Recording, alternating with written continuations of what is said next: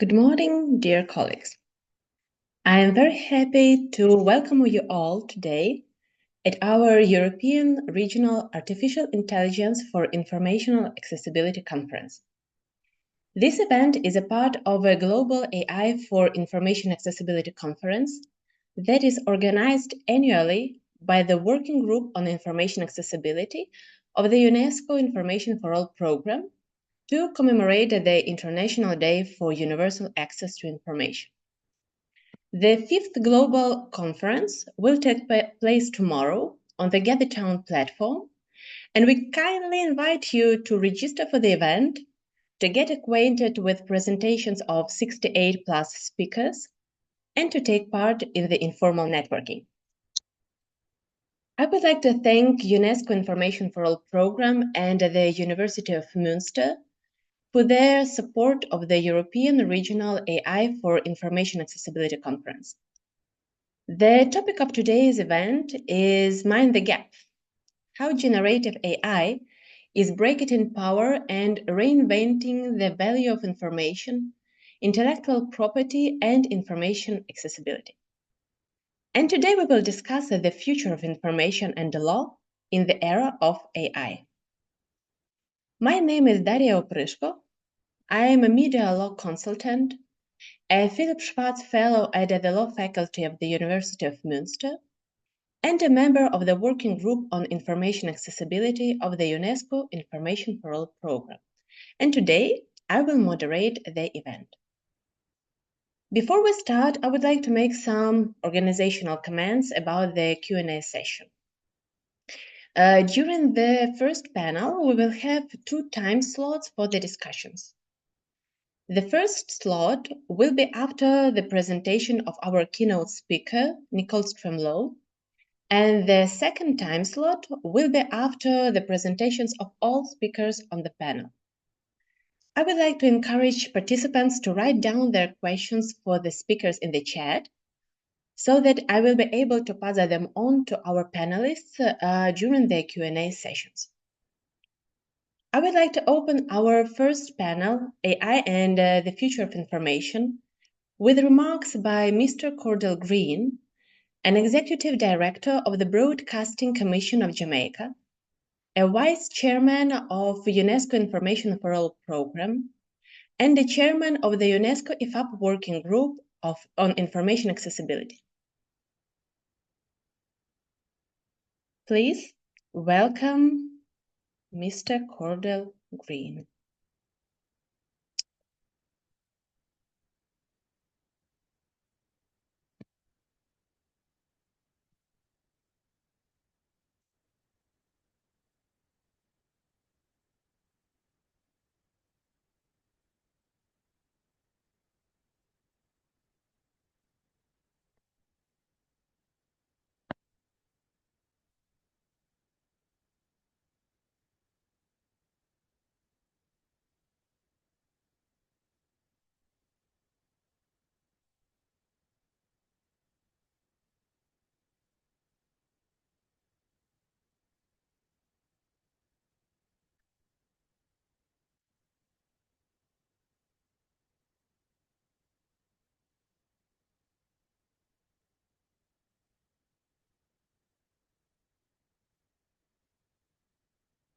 You don't hear, I see in the chat that you don't hear anything, right?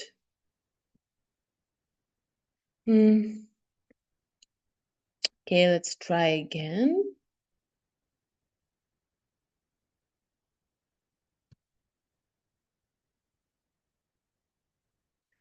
These are the minuses of the technical problems that we can face.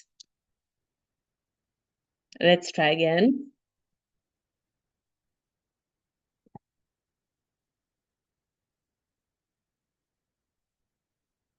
No?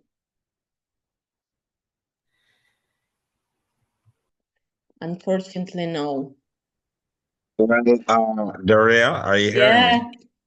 Well, I as do. I'm in pajamas, this was meant to be recorded. I'm not sure what's happening technically, but perhaps I could just say something. I won't turn on my video, quite understandably. May I greet you warmly and esteemed ladies and gentlemen. I greet you warmly from Jamaica, half asleep, but with great pleasure being here.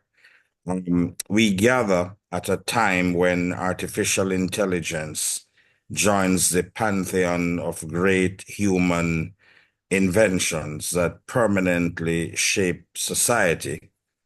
Of course, given your expertise, you know more than even I do that we will only have a future if our increasingly close acquaintance with advanced machines does not lead to an apocalyptic end. So, as we engage on this subject, I think we should keep in mind Mustafa Suleiman's observation that technology's unavoidable challenge is that its makers quickly lose control over the path of their inventions. In other words, as technology proliferates, more people can use it, adapt it, shape it in chains of causality beyond any individual's comprehension. And that perhaps is the frame which explains exhortations such as that of the late Professor Stephen Hawking, that AI poses an existential threat to humanity. But a threat does not equate to an inevitable outcome. Neither is our choice a binary one of utopian AI hype or crippling AI dystopia. I think to have a good outcome ultimately, however we define good, we would do well to consider the qualities that make us human, the values that are at stake, the duties that derive from those values, and that all of our human values constitute terms and conditions of a social contract that binds the living, the dead, and the unborn. And it really does not take much contemplation to discern the tension which arises when we insert human-like technological species in this social arrangement. So I think in the end, where we can find some consensus is that at the very least, we ought to elevate AI governance as a special factor. And we should determine with a high degree of particularity the functions in society which AI might not or should not be allowed to perform for security, humanistic, or ethical reasons.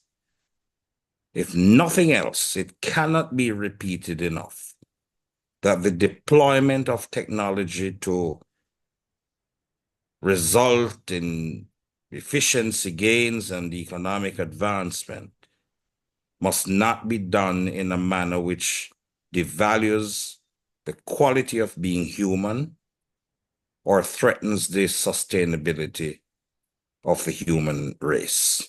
That is the background against which I come to this discussion, and I look forward to hearing from this very distinguished panel of experts on the way forward. Thank you. Thank you, Mr. Green, for such warm greetings.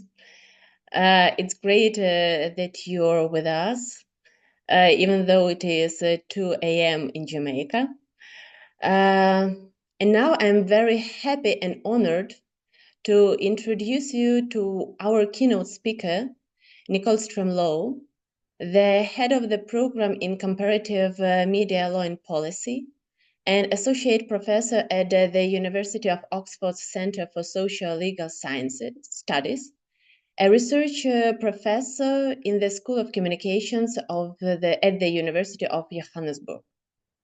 Nicole recently completed the European Research Council project, ConflictNet, the politics and practice of social media and conflict in Africa. She is an author and editor of several books, including Media, Conflict and the State in Africa, Speech and Society in Turbulent Times, and Technology and Governance Beyond the State. Dear Nicole, it's a great pleasure to have you with us today. One of your research focuses is content moderation by AI systems. You investigate problems that are connected with content moderation practices, not only in Europe, but also in the global South. Could you please share with us what tendencies do you observe? What are the common problems in the field of content moderation practices, and what differences exist across the regions, if there are any? Thank you so much, Daria. So just to be clear, I have around 15 minutes or so. Around 20. Okay. I don't think I'll take that long, but it's also wonderful to have my colleague Giovanni with me here because we have worked together for many years, including on some of this research and on the ERC project when he was with us at Oxford. So it's sort of like a family reunion, and I know much of what I'm talking about here will be also familiar to him. So I'm going to take a broad approach to this talk today. And especially since I'm the first person, and I know this panel is largely focusing on Europe, but I want to look outside to the markets that are more marginal to big tech and think about what they can reflect back to these larger markets, such as the EU. And as Daria said, one of the concerns or threads through our research has really been around inequalities, particularly between the global north and associated tech companies that are rooted in cities like San Francisco or Beijing, and the global majority or the global south. And so I'm actually speaking to you today from Johannesburg. And as Daria mentioned, much of my research has been largely in Africa, in the global south, mostly in Eastern Africa and Southern Africa. And I think one of the interesting things is we also think about, as Daria alluded to, there's this sort of proliferation of lawmaking. There's this proliferation of questions around how do we govern AI? And we're certainly seeing that across the continent here. But there's also a lot of questions of what these deep inequalities actually mean for the irrelevance or relevance of laws and policies in the global south. So I think we would all agree that we've somewhat seen the pendulum change around technology. So from the euphoria, the enthusiasm of the Arab Spring, the internet as a liberating force, to these greater concerns around disinformation, polarization, and alienation. But I think a lot of the rhetoric, again, that we're starting to hear around AI has these strong echoes, this nostalgia for the decades of ICT for development. I don't know how many of you will remember those, when it was like one laptop per child, or ideas about how the internet was going to help countries in Africa and the global south leapfrog development. And I think we see several narratives resurging again, this AI for social good, which is really being led by big tech, the need for these new policy, new global compacts. And I think there's a lot of discussion right now around the Brussels effect, or how EU and European development organizations are going to be shaping these sort of pristine policies in Africa, for example. And we're also hearing a lot of discussions around concerns of a new digital divide or a new AI divide. And I think across all of this, there's this emphasis of what corporations can do in this space, what big tech can do in this space. And this is somewhat, it's always been there, but I think the extent to which we're seeing it is somewhat new. And we're also seeing big tech increasingly, and when I say big tech, I'm largely speaking about Meta, Google, companies that have been largely involved in social media and are increasingly, or very much involved also in AI. And these companies are very much focused on how they can insert themselves between governments and people's data, particularly in the global south. So One of the challenges, though, is that when we speak about AI for social good, for example, it often obscures why these organizations, why these companies are doing it, what the motivations are, and actually what the real implications are, particularly given the sort of very deep power imbalances when you have companies, half a continent away that might be valued at 30 times the GDP of an African country, for example, or of a small country. And there certainly has been a discussion around issues of data colonialism, data extraction, the exploitation of data from the global south, but there hasn't been much discussion of resistance. And I think that's what I really want to talk about today, this resurgence, this resistance, the rising contestations against big tech, against some of these AI companies. And some of it we started to see during social media or against social media, and now we're seeing it as against resistance against AI as it's being imposed from above. And part of this, I think, that we see, particularly like in South Africa and parts of Eastern Africa, there's very much a growing awareness on the continent, partly through actual experiences with these technologies. So how the promises of technology as development or employment are actually quite opaque. So there were, for instance, recently links, some of you might have heard about it, leaks around Uber, and how Uber, Mark McGann, for example, exposed how African workers were largely seen by the Uber corporation as being expendable. And these leaks revealed that they were lured into the promises of entrepreneurship, of a way to make it to the middle class, of freedom, of shared ownership. But the Uber drivers in Kenya, in South Africa, in Ghana were progressively undermined by strategic decisions by their own executives to increase Uber's commissions and force these drivers to work unsustainable additional hours and go into dangerous neighborhoods to make a profit. And Uber drivers, actually, the Uber company referred to these drivers as being a massive supply, arguing that their low pay was actually essential for Uber's profit. And so as a result, while entering the Uber workforce at one time seemed like it was an opportunity for advancement to make it into the middle class when the company first opened here in South Africa. Many Uber drivers are very well aware, people who use them, that survival is the only goal now, that it's just exploitation basically by other means. And here you see regular protests against the company, for example. So I think this experience is just one among many, along with other real world experiences of getting online and seeing massive amounts of online hate speech, unmoderated content in your own language that might be leading to violence in some areas, or for instance, the conflict in Ethiopia. This leads to a very different real world experience of technology than companies might like to project when they talk about AI for social good.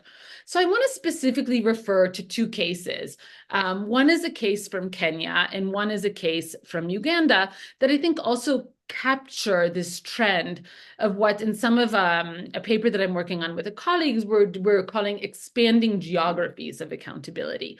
And I think this two cases offer two contrasting perspectives, one from laborers at the bottom of the digital value chain, and another from ministers in the national government, so at the top, and the ways in which they're trying to contest some of the practices and imbalances that are allowing tech giants to actually extract value from and exercise influence over countries in the global south.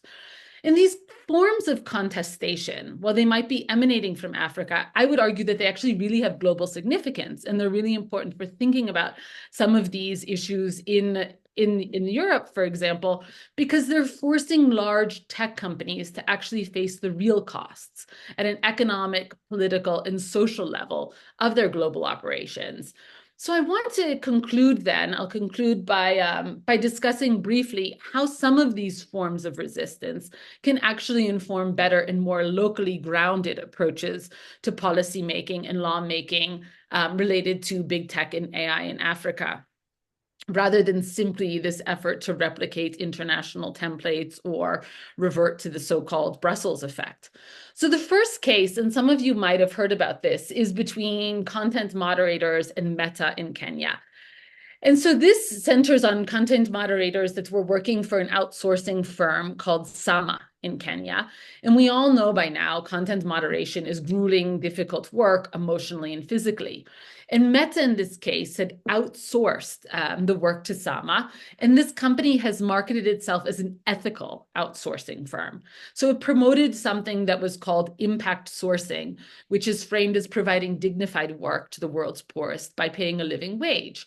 However, the reality was in fact extremely different. So content moderators in Kenya were being paid as little as $1.50 an hour.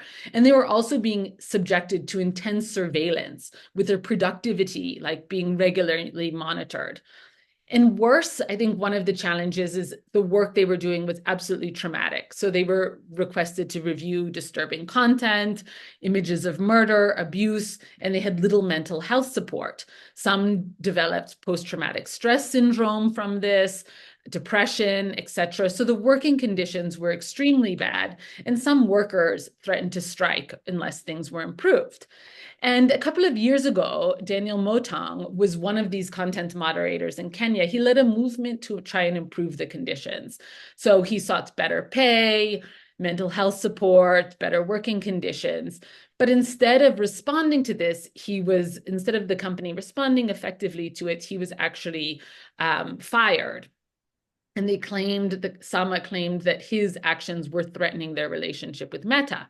And so this might have been the end of the story, but could have just been another case of workers in the global South being exploited by powerful corporations. But Motong took Meta and Sama to court with the help of Foxglove, which is a NGO or a law firm in London that supports legal challenges against big tech. And the case, which started in Kenya, has really become this sort of landmark battle, I would argue, with significant global importance. So the case also revealed the power imbalances at play. So Meta, for example, tried to argue, it wasn't technically operating in Kenya because it didn't have a registered office there, and therefore it wasn't responsible for the workers. However, in this unprecedented move, the Kenyan courts ruled that Meta was indeed the true employer of these content moderators, and that it was responsible for the conditions under which they worked. And this ruling actually has the potential to reshape how tech companies think about outsourcing labor, not just in Kenya, but globally. And the case is still unfolding. Just a week ago, actually, Meta lost its appeal in the Kenyan courts, so it will still continue to develop. But it is clear that this legal challenge by Kenyan workers is raising this issue to a more global level, creating more awareness, and is forcing some big tech companies to start to confront their responsibilities. The second case that I want to discuss, so this is sort of the bottom-up case of awareness among digital laborers and digital workers, to look at the top-down part. So here, I'll take a case around internet shutdowns as an extreme form of contestation, particularly in the case of elections. And here we can look to the case of Uganda. And I think this case is arguably much more controversial around how different actors might be contesting the power of big tech, demanding accountability for actions that have actually profound consequences for a country's political life, but for which companies persistently have denied responsibility. So similarly, I think, to the previous case of Sama in Kenya, it is indicative of new energies and narratives that are animating and that are coming from different parts of the continent, and the willingness of a wider range of actors to really try and contest these imbalances of power, even when the actions might come at a cost. So I think everyone has been hearing quite a bit about this phenomenon of internet shutdowns, but I think you tend to hear one narrative of internet shutdowns as being a violation of human rights, as censoring freedom of expression. But I think there's also another way to look at these issues.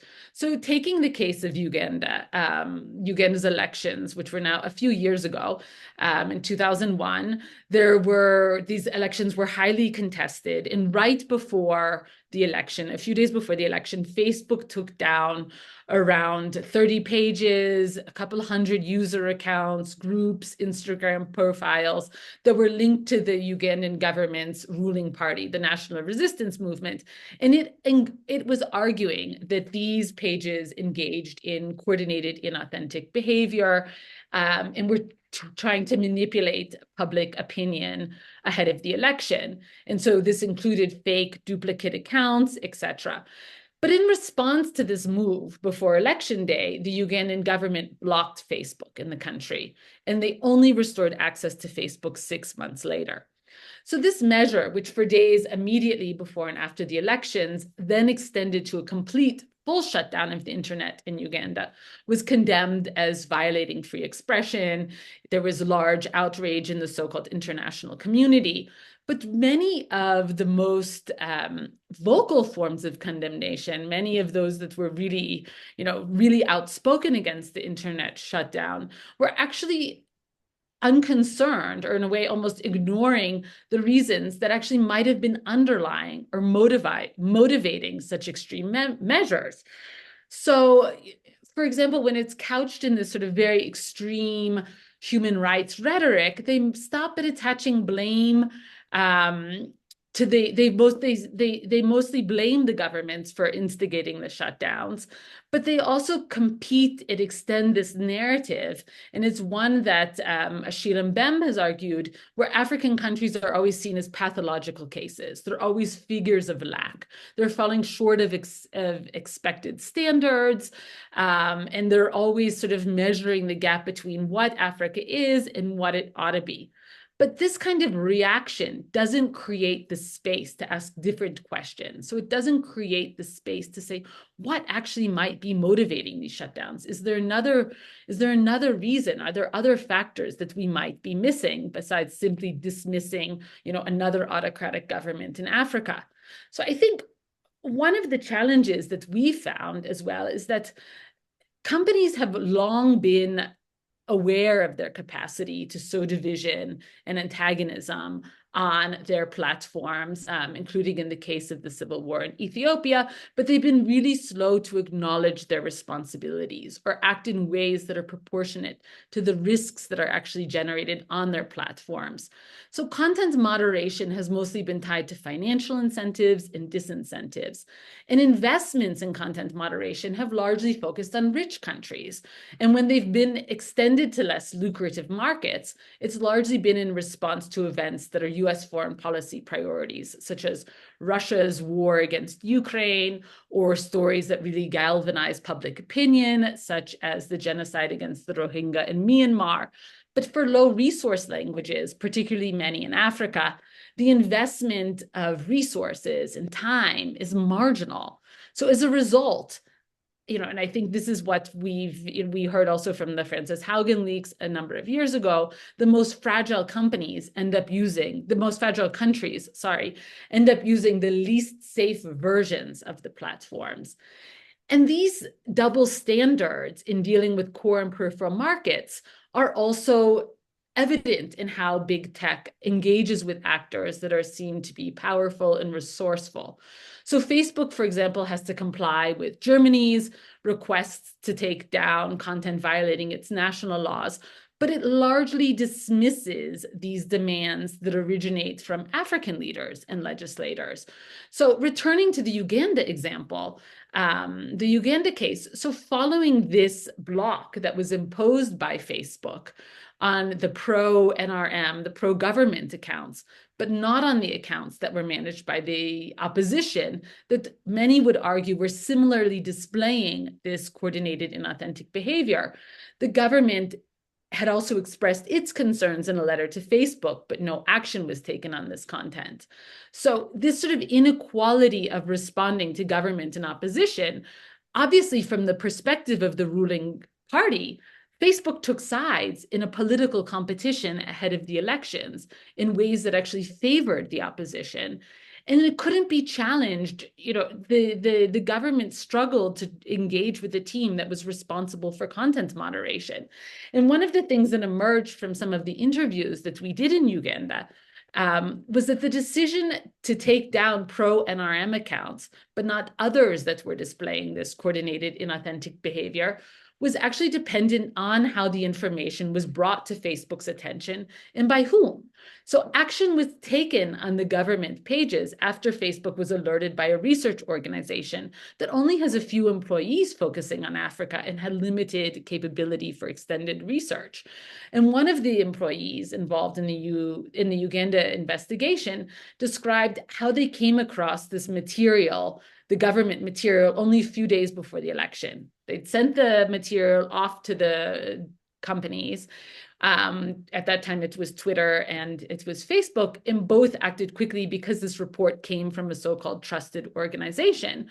But the same employee also admitted that they didn't have time to investigate the opposition. So for the NRM, for the ruling party, perhaps unsurprisingly, this showed bias. And they raised these questions about the process, arguing that Facebook had actually favored the opposition by allowing them to create numerous accounts and post online. And Museveni even went so far to say something along the lines of, and I'm not quoting him directly here, but he was saying, if Facebook is operating in Uganda, it should be used by everyone equitably. He argued that Facebook was taking sides against the NRM and therefore it shouldn't be allowed to operate in the country. And he said, like, quote, or sort of quote, I think, we can't tolerate anyone coming here and deciding who is good and who is bad, essentially. And, someone from the Uganda Media Center also had argued that the company was, quote, playing dirty, that they were, that they were siding with the opposition, and the only way in which the only tools which the government had to respond was to hit back, was to close it down, because they weren't engaging and they weren't responding to what they saw as really legitimate concerns.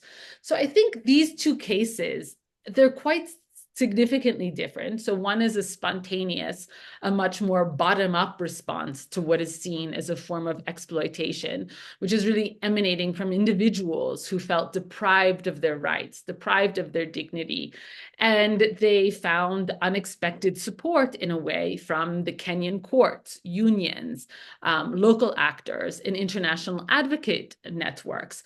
And the other one is a much more unilateral top-down decision by what is actually an increasingly despotic authority, but also taking advantage of this sort of growing widespread criticism of big tech and the normalization, the growing acceptance of internet shutdowns is a way of turning the frustration, turning the impotence towards a greater but distant power into a reassertion of influence and control over a confined community.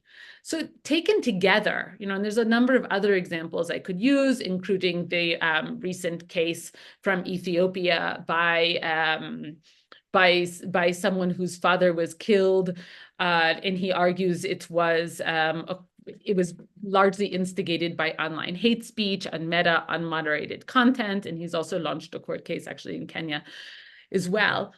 But I think these cases, these emerging cases, really signal a trend in how citizens, laborers, and institutions on the continent are interfacing and resisting and reinterpreting these processes and practices of digital innovation and increasingly AI.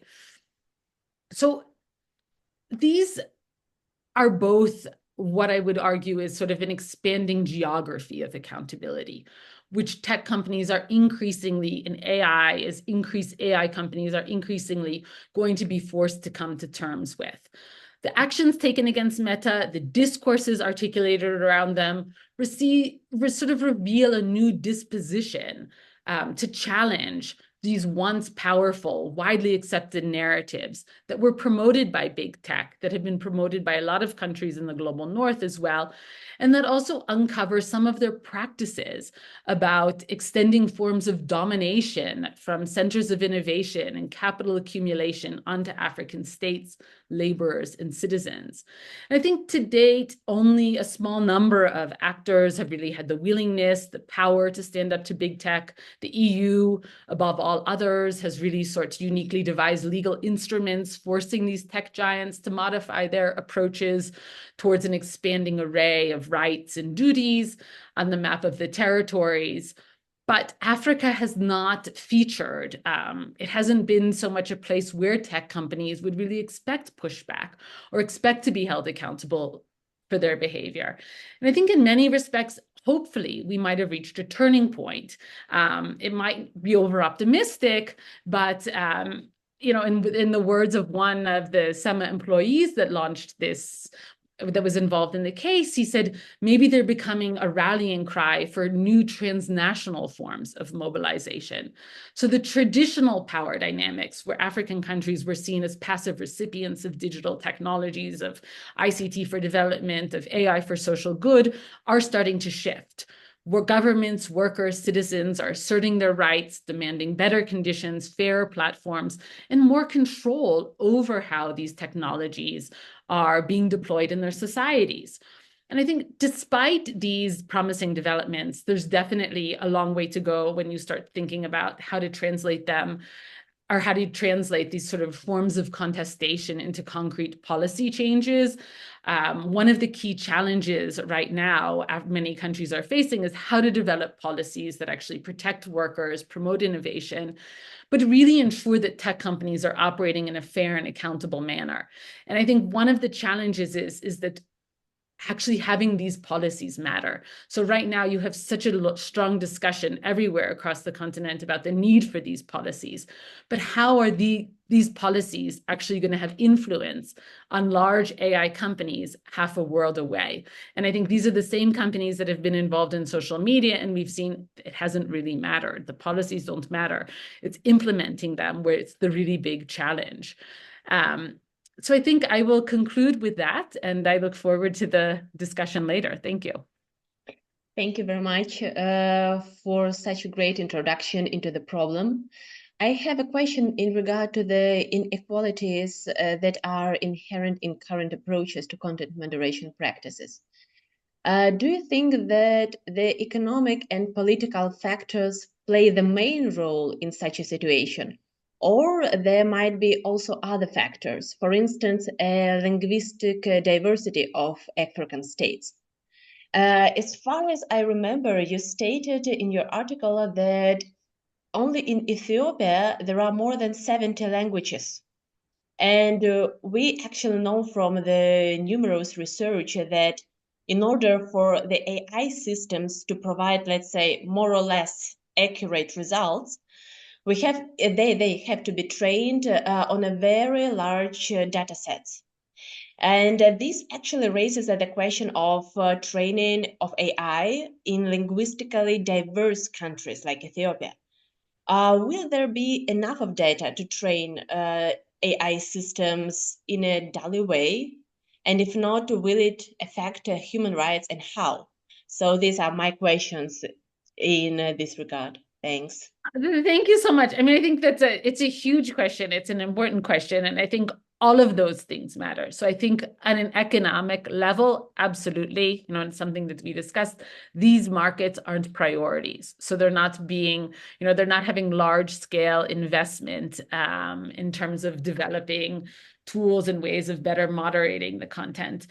It certainly is political. So when companies try and say that they're not operating in these languages, or YouTube might be available in Somalia, but it actually doesn't really operate in Somalia. So therefore, it can't be held accountable if if there's a lot of hate speech in Somalia on YouTube.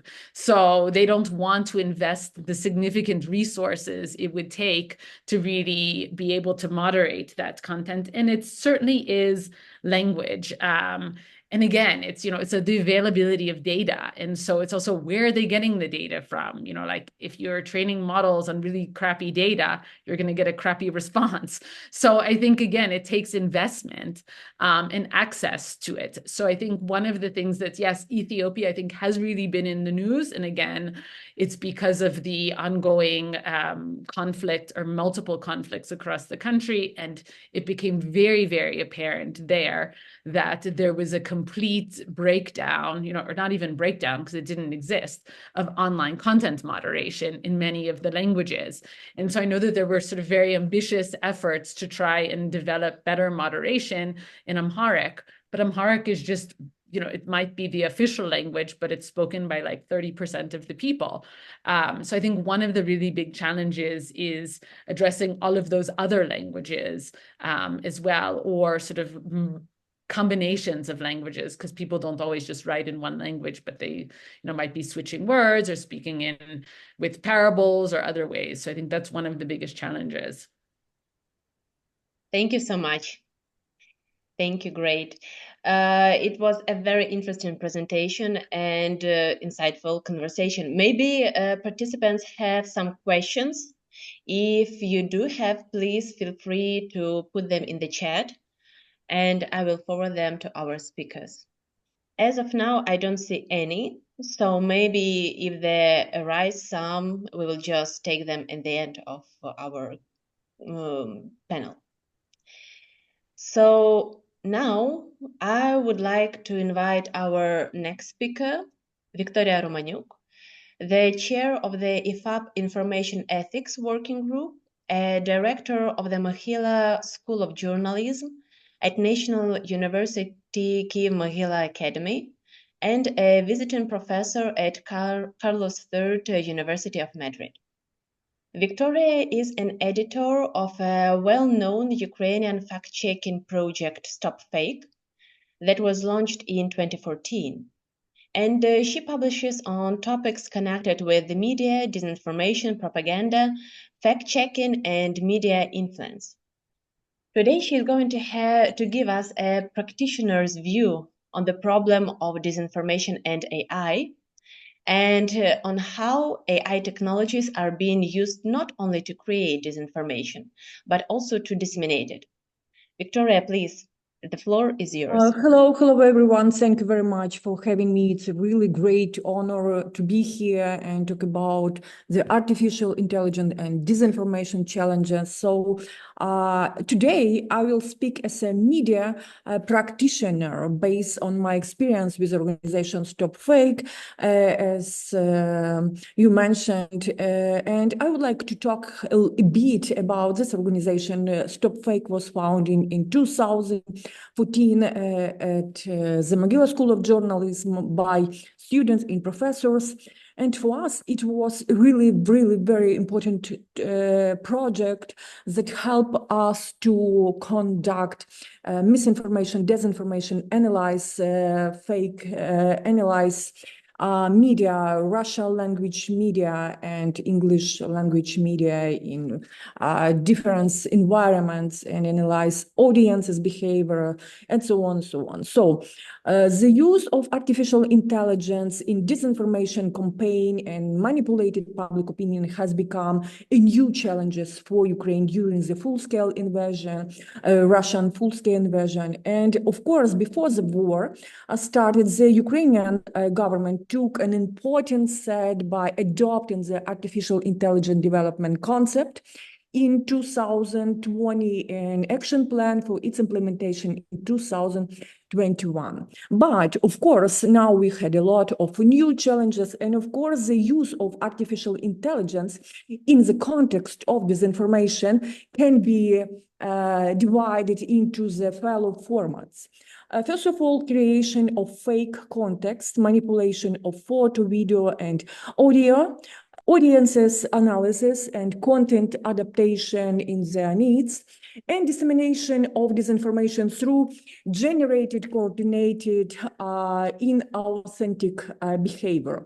So, in the spring of this year, OpenAI discovered 5 international disinformation campaigns using generative AI to manipulate public opinion and influence geopolitics.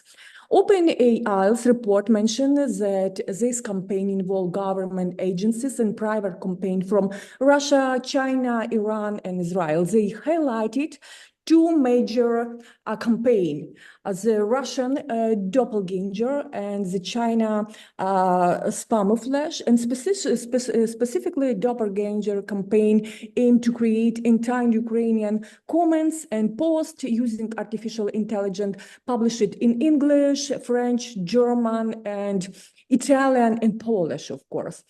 The company states that the content posted by these various operators focus on wide range issue, including Russia's invasion of Ukraine, the conflict in Gaza, the Indian elections, politics in Europe and United States, and criticize of Chinese government, of course.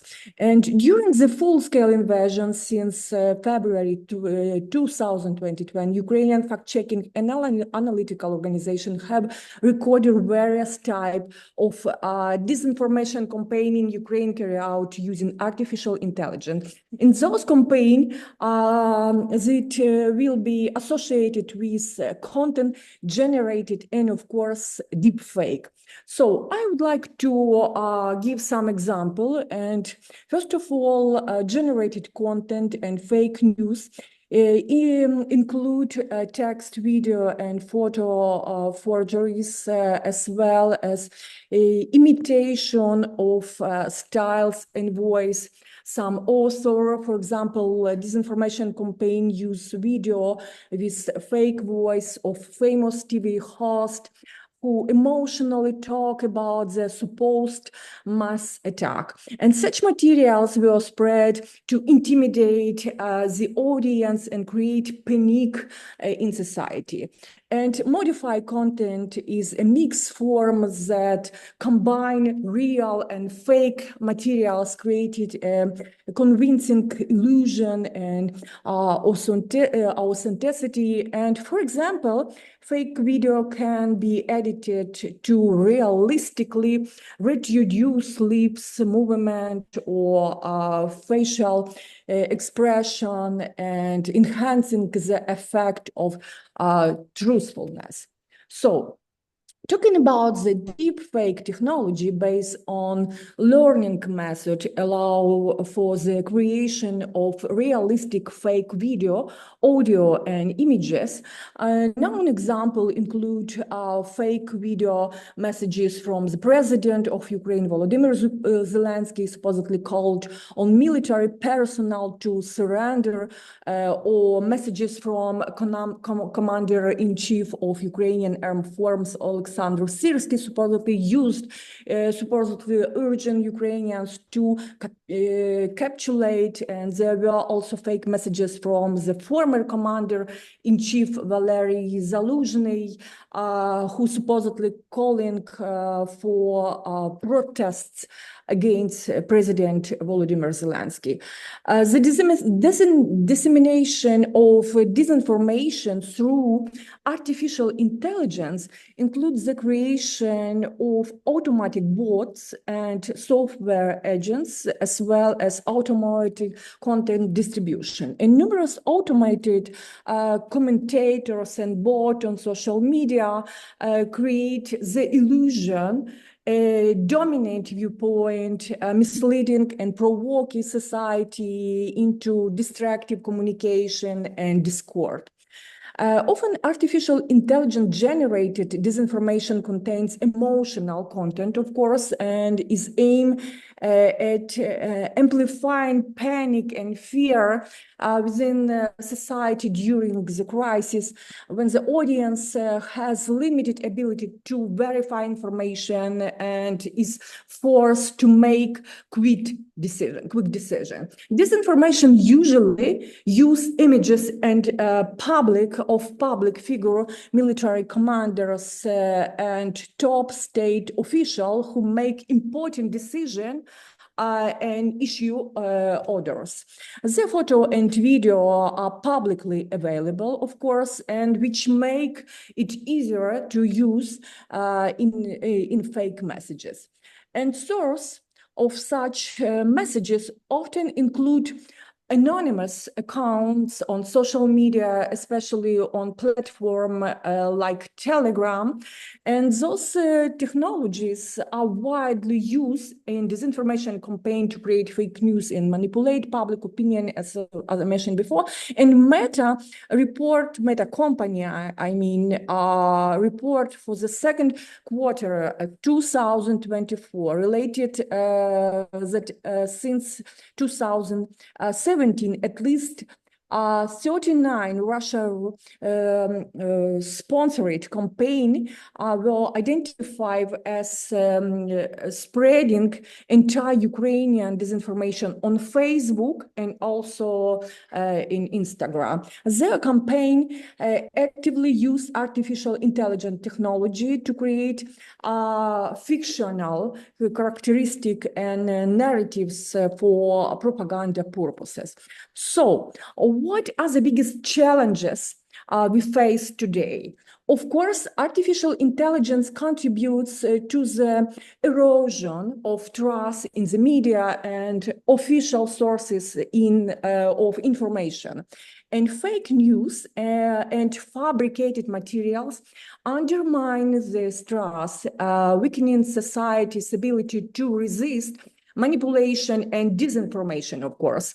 And new technology are becoming tools for conducted psychological operation, of course, created contents that indicate and incites panic or fear is unethical or dangerous for society. Such content can be used for amplify psychological pressures from aggressors and complicating the situation during the crisis, war, and contributing to societal disorientation and destabilization.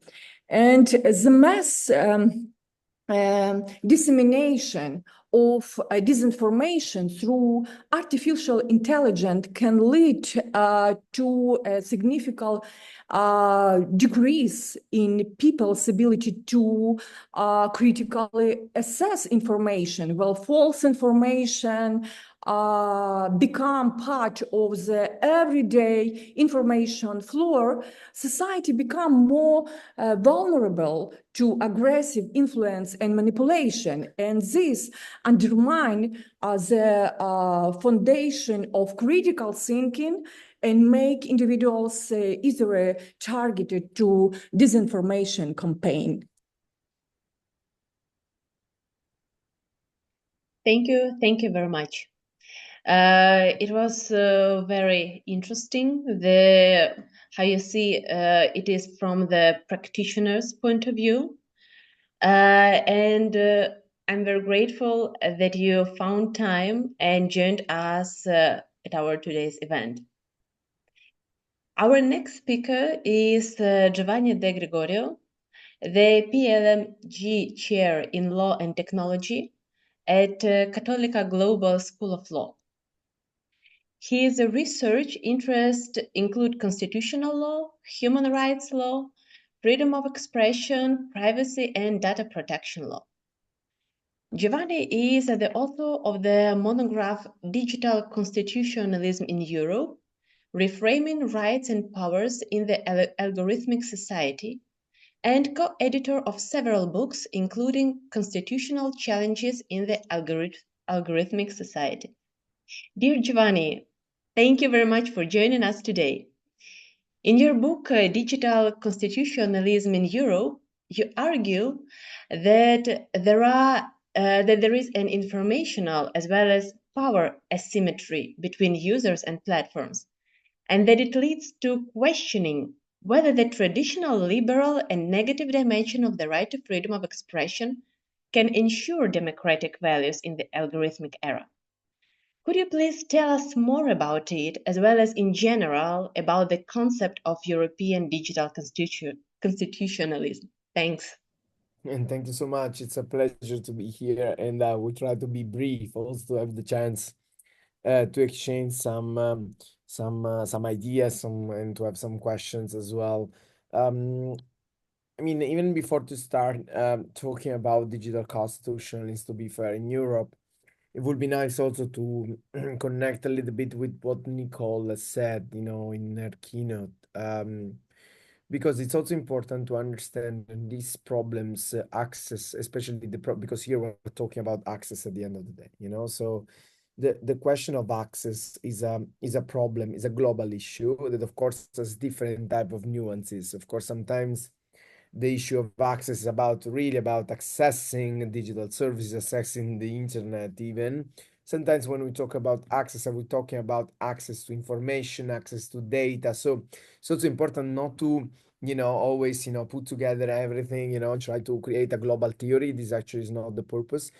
But we need to understand also that sometimes some problems of access we are talking about, for instance, in Europe, are not really the same problem of access that other countries are experiencing in other areas of the world. And I wanted to stress first, before even to start to talk about Europe, Nicola just touched upon it, but there is also a big problem even now with AI, and this is now even more important with AI. This is much connected to the problem of internet shutdowns.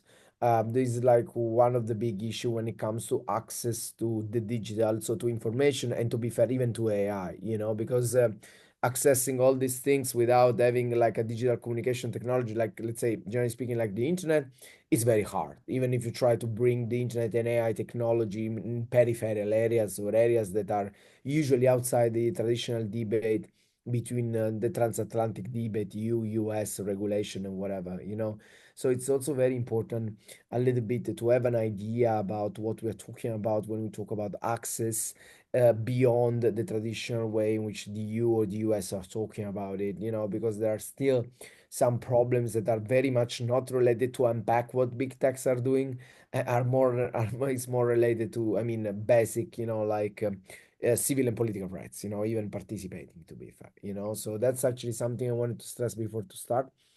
And this has affected, of course, African countries, but not only African countries, as Nicole underlined in her keynote.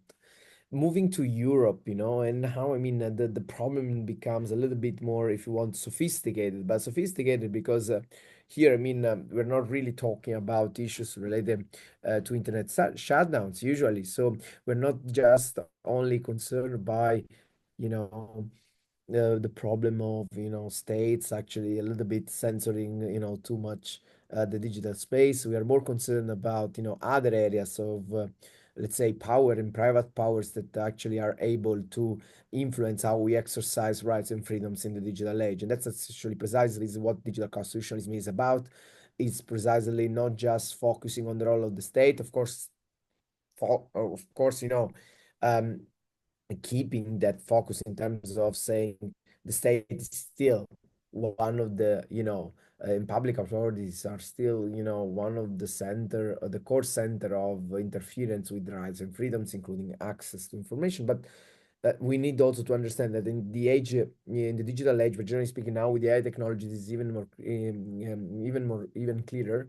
The problem is also that there is not just the state interfering with rights and freedoms. There are also other powerful private actors actually that played a very, very important role when it comes to the mediating rights and freedoms, and it's also the making decisions on on how information flows online. And we don't need to make there are so many examples, considering all the efforts also that the European Union has done in order to deal, for instance, with the spread of disinformation. I think this has been like probably the key example to understand how much it's complicated to deal with disinformation if you do not talk with online platforms, to be fair, because of course you can imagine whatever policy you have in your mind, it's a perfect one, it's perfectly balancing free speech with other rights or legitimate interests, but still, if you do not actually enforcement power, it does not mean that much. So this actually shows a very important thing when we talk about access in the digital age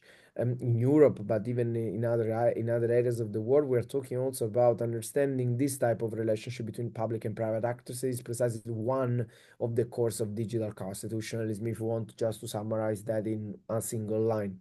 Exactly because for what you were saying, basically in the book, I try to explain that there is, of course, this.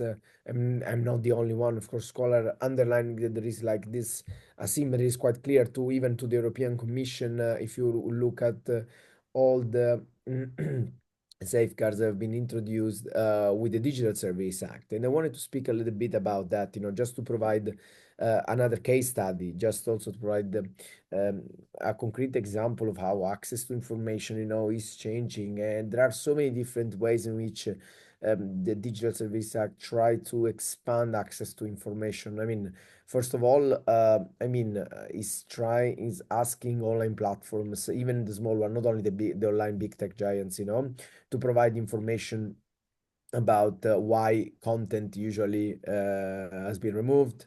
And so this is actually what is called statement of reason. And also there are reports obligations, and there are also other obligations that very much makes they are supposed to make, let's say, the digital space a little bit more transparent and platform a little bit more accountable. So the Digital Service Act, of course, does not just change and does not make platform liable. It just try to make them and more accountable and increase transparency exactly when users were not able or aware to understand what was going on when their content were moderated. It's pretty much still like that, but at least now you can access definitely more information. But there is a problem here. Maybe I'm going to talk a little bit, no, but I can also talk about that now. There is also a problem with all this information flowing online that now it's public available. Try to go, for instance, not because it's bad, but try to go on the European Commission database and try to look at the statement of reason. We're talking about billions of entries. And so the question is that not about whether we have access to information, but how we access information. Because if we have so much information, that is a good thing. The problem is that we need also system to process this information to understand something out of it. Because otherwise, it's just an exercise, so it does not mean much when we talk about transparency. Because if you have billions and billions of entries about statements where platform explain why they remove your content, but we cannot actually, process this data and try to understand what's going on. It's just not really useful, at the end of the day, in terms of access to what, to numbers, So we need actually also to extract qualitative information from those numbers. So, and that's actually the challenge at the moment, But to be fair, there are also other important areas of the DSA in terms of making platform more accountable, and also a little bit giving stakeholders a little bit of more pushing role or access to some information.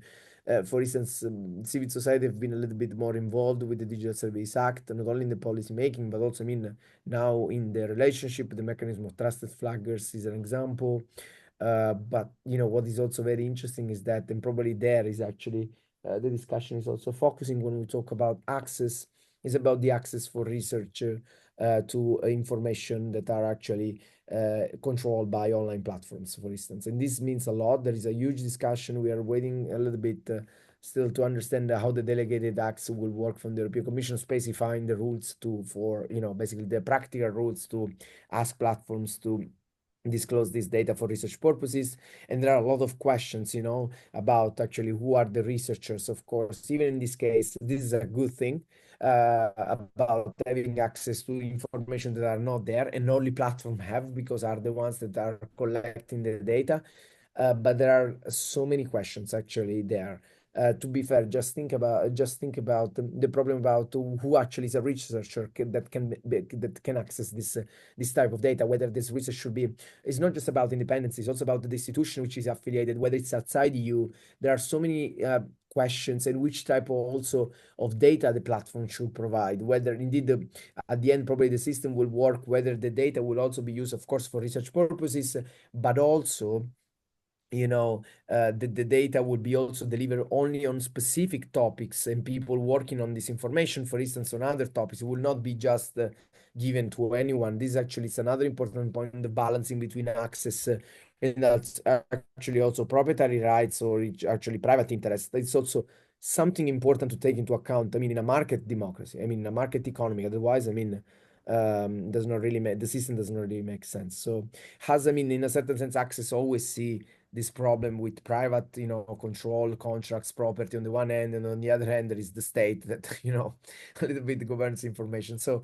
it's always about trying to find a balance between market freedoms and the control of the state. So it's probably the most difficult thing whatsoever to deal with when it comes to rights and freedoms. But what I wanted to stress, like in 2 minutes, is like this is actually another example on how the DSA tried to unpack, to open the box, to unpack the system of content moderation, giving more information, also, for instance, to understand better disinformation or other problems like hate speech, and think about whatever go flows online. But the big issue is also the nuances are very important in terms of access, are very, very important, because access could also be exploited. And that's another point that usually is not part of the debate, but we need also to take care about that. This does not mean, because I mean, of course, it's very, very important that the EU has pushed for giving more access. We also need to understand how this access could be detrimental sometimes, whether there are problems related to access, because this is also a very important point if you want to understand better what's going on and avoid that information could be weaponized or used in a way that, for instance, does not allow platform, for instance. I mean, think about an overwhelming request of data multiple times. So there will be, I mean, probably there will be some discretions for platform to make some decisions, not to be, of course, not to avoid the exploitation of the system of access, So that's actually something that exists also in other models. So that's also another important part of the thing to take into account. Um, Generally speaking, the idea of access, we are very far from still, if you look at the moment, we're very far from having more access to things. We have just started. I mean, for instance, Europe has just started, and this is very coherent with the process of digital constitutionalism, to be fair, So the idea to make, to break a little bit, and to make powers, especially private powers, a little bit more transparent, because if you are dealing with powers, even, comparing this power with public powers, we need a little bit, not maybe the same safeguards and balance and checks that we have for state actors, because platforms in this case are not state actors, that's for sure. But at the same time, we need to, regulation actually works also to a little bit make the picture a little bit more accountable and transparent. So that's actually what we need to focus on, what Europe is focusing on. The path is right. The issue is in the details, as usual, how to make at the end the system works in a proportionate way. That's always the most difficult thing. The DSA is a new thing, so it's not surprising that still people and stakeholders are struggling with understanding a little bit better how this should work. But these are a little bit, I don't want to speak too much. These are the things that I wanted to share with you. There are so many things that, I mean, because it's not just about the DSA, it's also about all the new rules on data governance and the possibility also to understand better and access data and use data outside the GDPR as well. But I mean, we don't have time to talk about that. I would be more than happy to answer the questions later if I have time to stay. But, thank you so much. Pleasure to see you. Thank you, thank you. And you've mentioned that the DSA is a new thing. Yeah, that's true.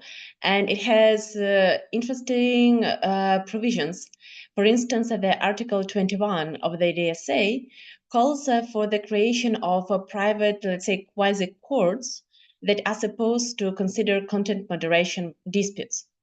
And the user rights, the organization that is based in Berlin, was the first organization in Germany and one of the first on the European level to assume these responsibilities. One of the peculiarities of this organization is Article 21 Academic Advisory Board, established to set standards in this field. You are one of the board members of this Academic Advisory Board. Could you please tell us more about this organization and actually about the Academic Advisory Board? What will you consider? What cases? Yeah, thank you so much. That's actually is another important thing. I did not mention it just for the sake of time, to be fair, So, but the Article 21 is not really about, of course, since I mean we're talking about access is super important. It's more about the remedies, and that's very important. So the things that the DSA propose in order to introduce these out of court dispute settlement bodies, And basically, the possibilities also for member states to do something, but also it's also for groups of people and experts to come together a little bit, creating the systems and these bodies that usually are NGOs, or it could be also, it's not specified by the DSA very much how they should look like, but they basically, the idea is actually to create like this body that of course brings together the user and the platform. Not to explain how it works under the DSA, but the idea is also to make to address some cases coming from the users. And the idea is, of course, is not clear. In this case, the this has been based in Germany, because this has been the first institution has been accredited in Germany. So it's official. Basically, this is like a system that works under the DSA. But still, at the very beginning, and it's a general one, because it's not excluded that it would be possible, for instance, to have these organizations specified, I don't know, gender-based violence and content moderation, for instance, just an example, I don't know, like in one member state. So it's not important. So there is no mandate to have one for each member state. There is no actually other type of relation. So we are probably in the next future, we're increasingly seeing more organization working in this space, providing users the possibility to access this type of remedies.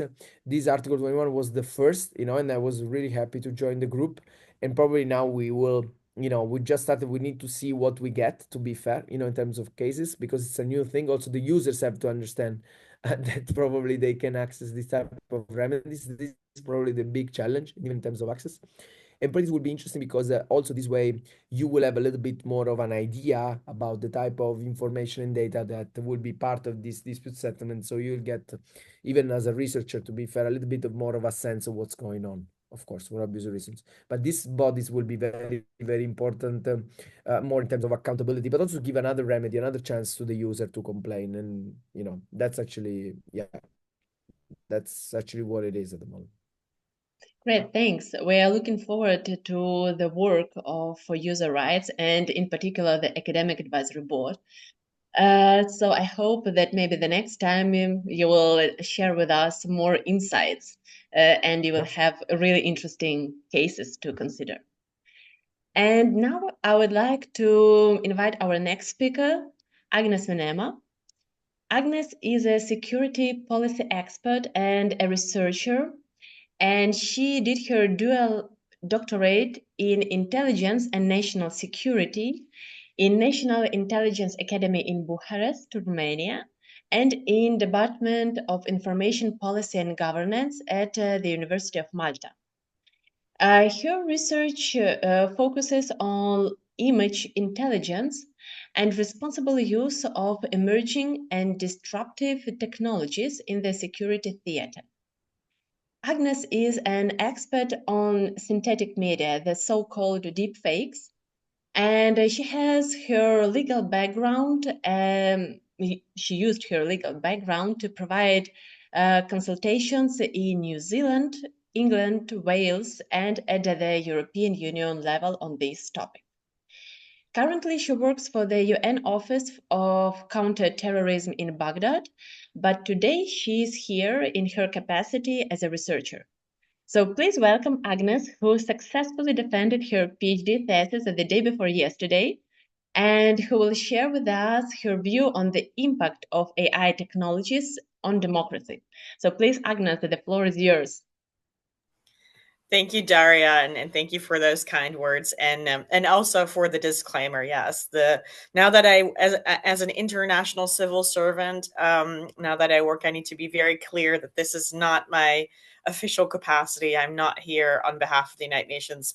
I'm here in my capacity as a researcher and a newly minted doctor. So, and what I'm going to talk a little bit about is kind of in line, I guess, with what Victoria was talking about earlier, right? If we're looking at the generative AI, the use of deep fakes, and what does that mean for our democratic societies, our right to information, what does it mean for our democratic processes? And Victoria already alluded a little bit to the deep fakes that are being made in Ukraine, that are being bombarded the internet with false reports to capitulate, with calls to surrender to the Russians and so forth. That is a very high stakes level, of course, of conflict in which information warfare is, it's almost a free for all. What is perhaps a little bit less on people's radars is that there's a couple of levels below this that I think also deserve attention, because it's not always the prime ministers and the presidents that are deep faked. And so I want to focus shortly on two different levels at which deepfakes also affect democratic processes and people's lives, and then kind of come and tie it all together and see how do companies, particularly the large AI companies, kind of tie into that, and what can they do and what should they be doing? So if we look at this sort of high level, high stakes political high flyers that are being deep faked, there's quite a lot of that. 2024 is a year of elections. Never before have so many countries in the world gone to the polls this year. And you see it throughout a range of countries that deepfakes have had an influence on those political processes, mostly in terms of it being used in campaigning. We saw earlier this year in the United States that there were robocalls made. So basically, automatic phone calls were being placed as if it was Joe Biden pretending to put out, policy that turned out not to be true, turned out not to be him. Now, it's quite hard to measure the effect of some of those kind of actions, mostly because there's a lot of variables that go into people's political opinion making, and very often deepfakes are meant to sort of elicit emotion, right? They're really created in order to most of the time sort of try to get people to get riled up over something they're already feeling very strongly about, and for them to take action on that.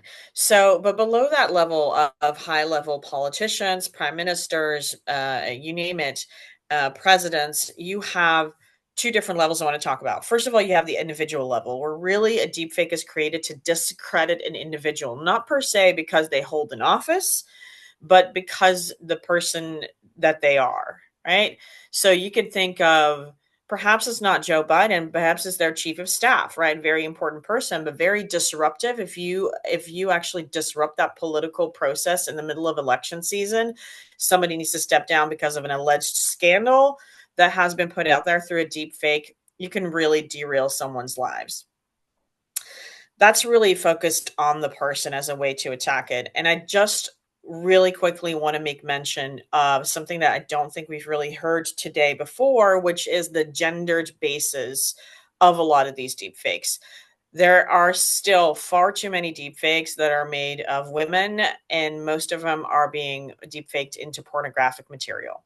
That sounds like, okay, it's apparently done for the entertainment of men, but really the effect this has on women's lives, and we're talking about women who say, I'm young, I'm going to go online and try to date. People will Google you and they will find this material. They will have assumptions about this. Same thing for the next employer I'm going to apply for a job with. They're going to Google my name. This is going to come up.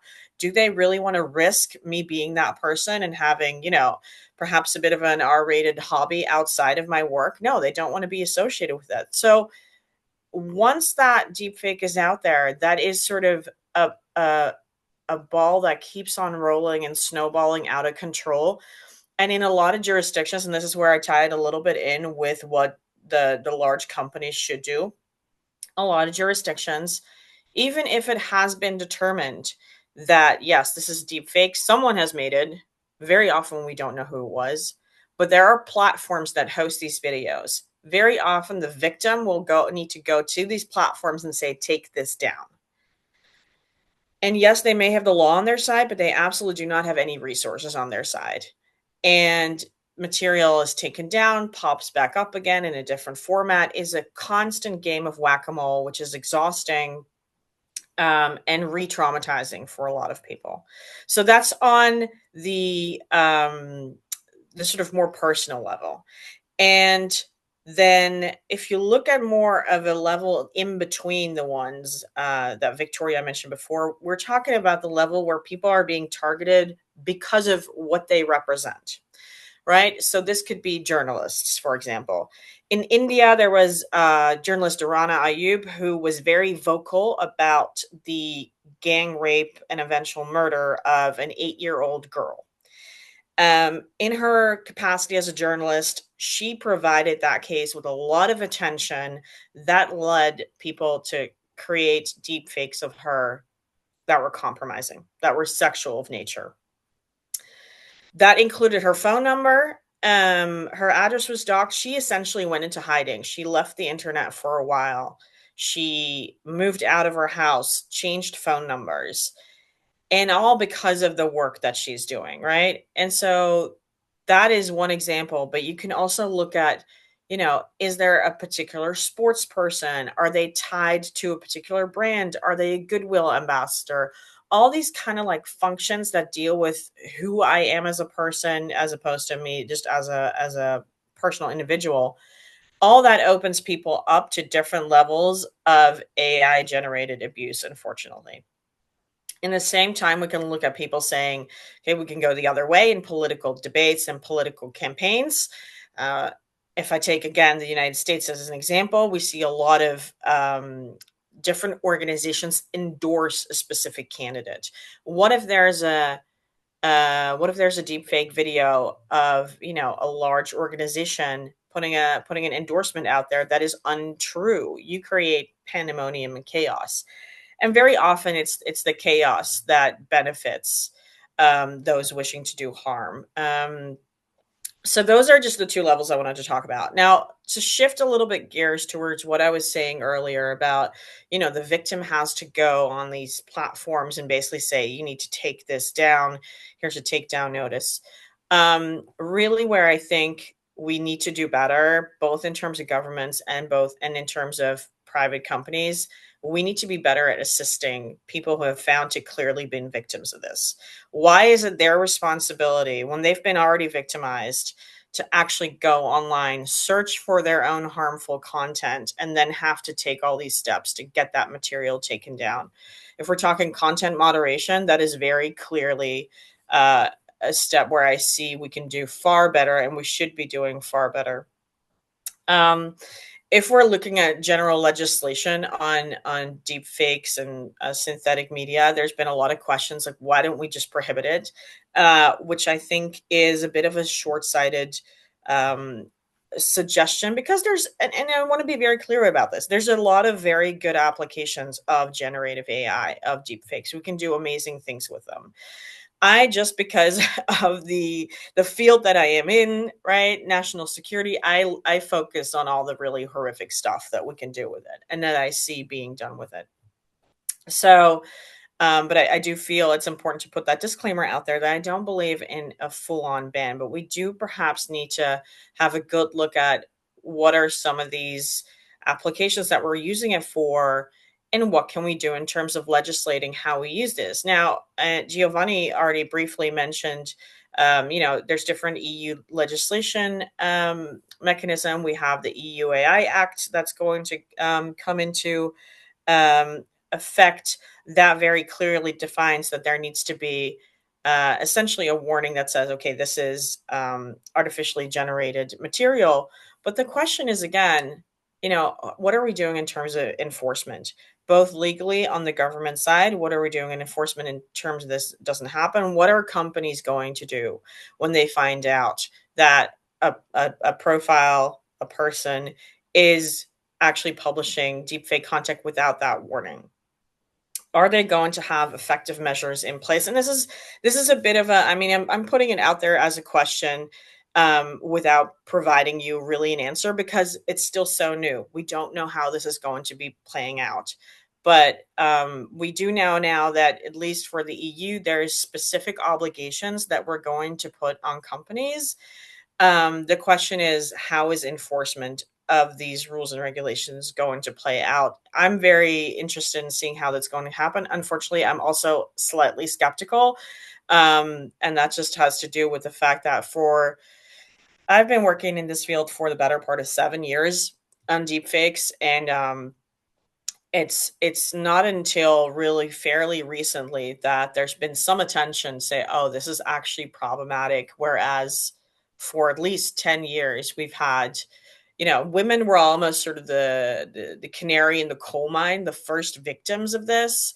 We've seen deepfake material being used in terms of domestic violence, partners threatening, if you leave me, I'll put this online, I'll show this to your family.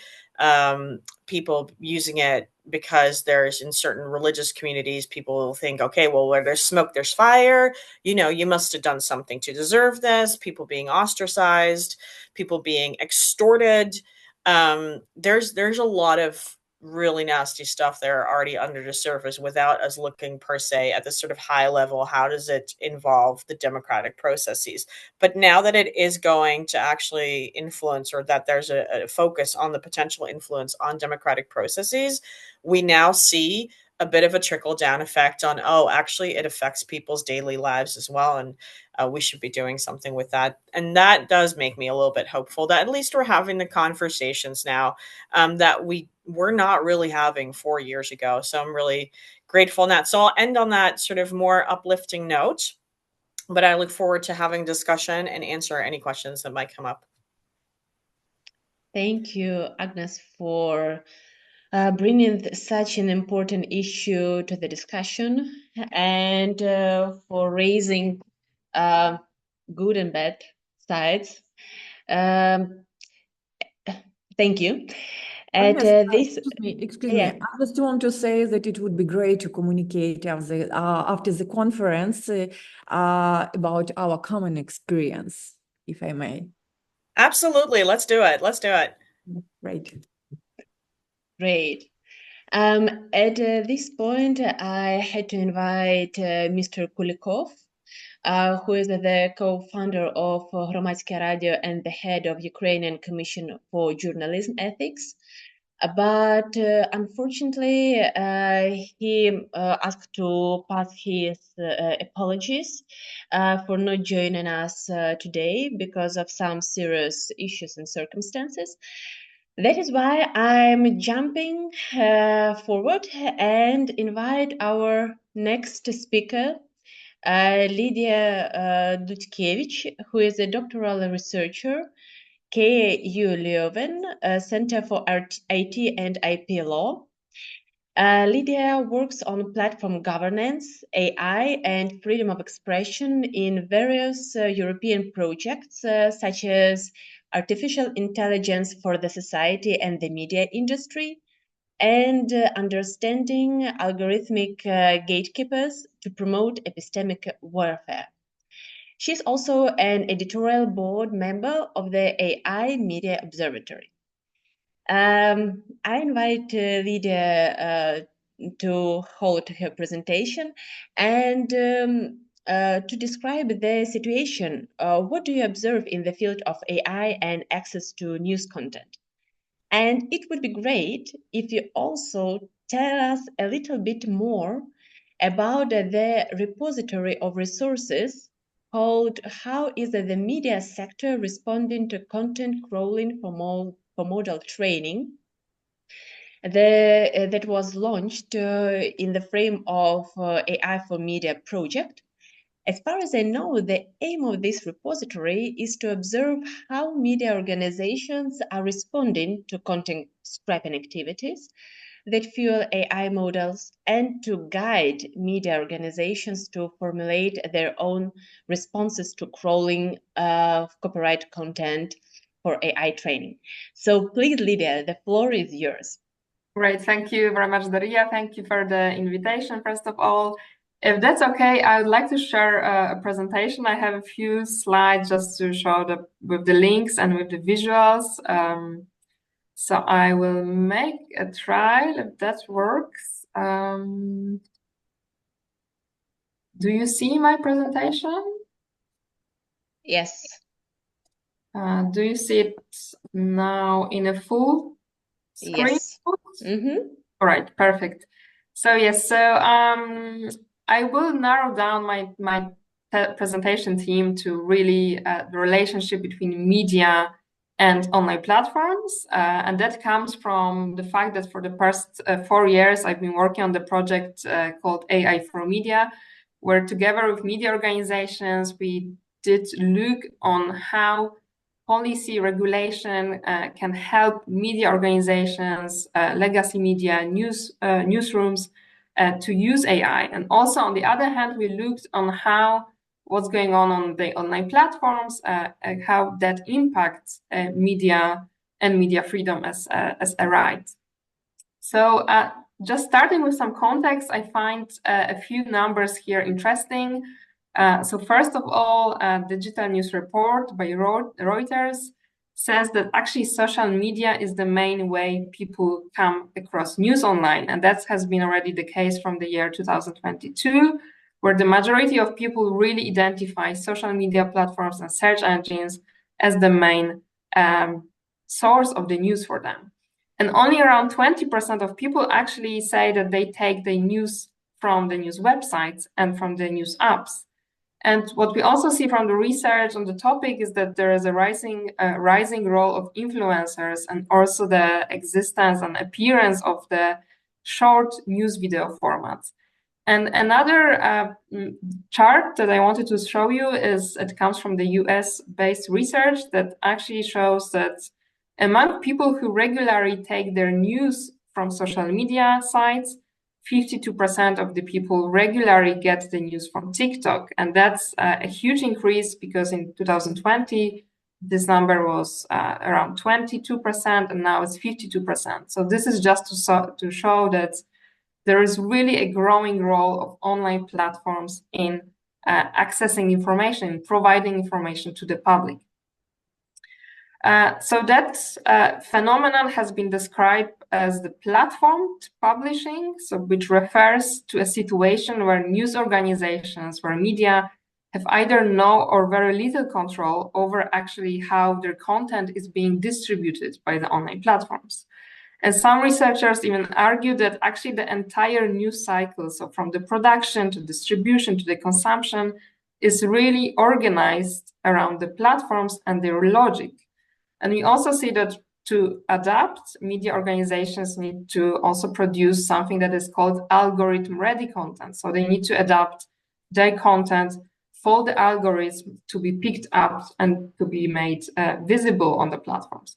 And that, of course, impacts the editorial independence and organizational and business choices of media organizations. Now, jumping very quickly to media freedom, I think we all know what that is, but we can say once more that at least from the European understanding, the theory of media freedom tells us that the arguments from truth and democracy require media to be free from control of both state and private actors in order that they can best promote the public interest. And that is very much related to their watchdog function that has been underlined by the European Court of Human Rights many, many times. So the watchdog function of the media is the scrutiny of public and political affairs and matters of public interest, and that contributes to justify media's broad freedom. So we know, again, from the Court of Human Rights that the public has the right to be informed on the matters of public interest, and the media have a corresponding duty to inform the public of such matters. And then on the media freedom itself, of course, the European Court of Human Rights has confirmed that Article 10 also guarantees the right to freedom of the media, and that the media freedom can be seen as a number of privileges and protections that are granted to media, that they extend beyond the right to freedom of expression, and they also encompass certain rights that relate to the media functions of news gathering, journalistic protection of sources, editorial and distribution processes, and so on. So now I want to link these two, so the platformization problem and the media freedom, to look at the four, let's say, phenomenon or techniques of how media content is affected by the platforms.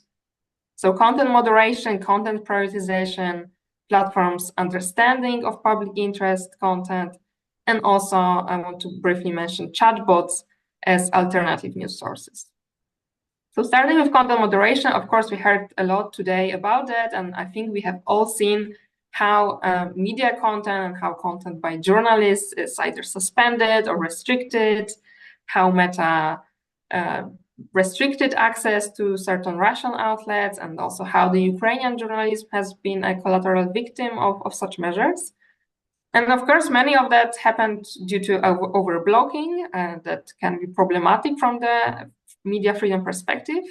But also something that Giovanni already mentioned, and I find extremely important, is that we do need data and we do need evidence to really understand how big the problem is, because we see these news headlines, but it would be really beneficial for researchers as myself to get to know how many media organizations are affected by these measures, content moderation and content curation measures and so on. And of course, as Giovanni already said, this is not so easy to get from the DSA database, transparency database, because there is simply lack of data that would be really narrowed down to media, to content moderation decisions that affect the media organizations.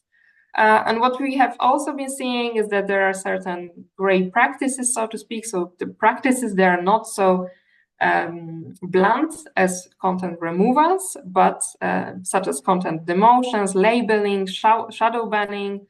One of the examples is the labeling or putting so-called sensitivity screens that suggest that maybe the content that you see, that there is something a bit shady with the content, and therefore there's a label put on it. And of course, in many cases, this is justified by some reasons, but that could also be seen as a way to really distract and prevent news media organizations to share their content on the platforms. The other problem is of course content prioritization. So that refers to making news content either less or more visible, and in many cases on the online platforms, news content is not actually seen as the content that is being promoted.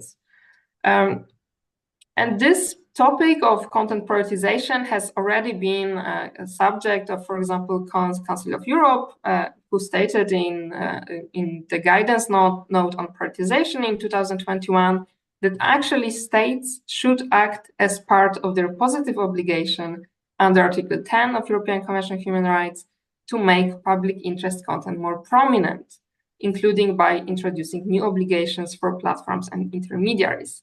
And till now, we do not see the EU-wide public interest content prioritization or prominence rules. There are some exceptions, like in Germany, and there are numerous reasons for that. And one of the reasons is that it's actually extremely difficult to decide and to also make rules on what is actually public interest content and who should decide what such content is.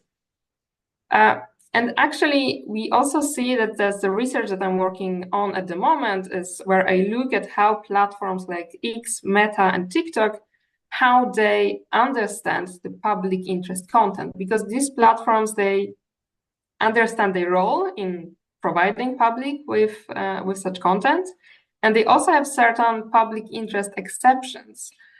Or they say, well, even if some content violates our rules, we understand that it's in the public interest for this content to be visible, so we keep it online. However, there's a lot of problems with that.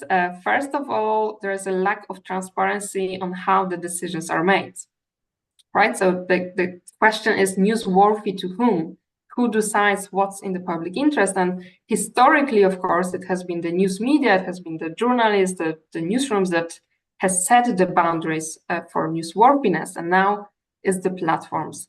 And from what we can see from, for example, the Meta Oversight Board, which is an exception because it does give us certain, quite a few actually cases on how Meta made its decision on what's the public interest. But from what we can see from these decisions is that there are a lot of enforcement errors and quite a few media freedom violations where the platform decided that content coming from media organizations is actually not in the public interest, but according to human rights standards, it should have been. And the last thing I want to talk about is chatbots as alternative news sources. So chatbots, things of ChatGPT, for example, they can answer user news-related queries directly, right? So without sending them to the news websites. And that is, of course, problematic from the news organization's perspective.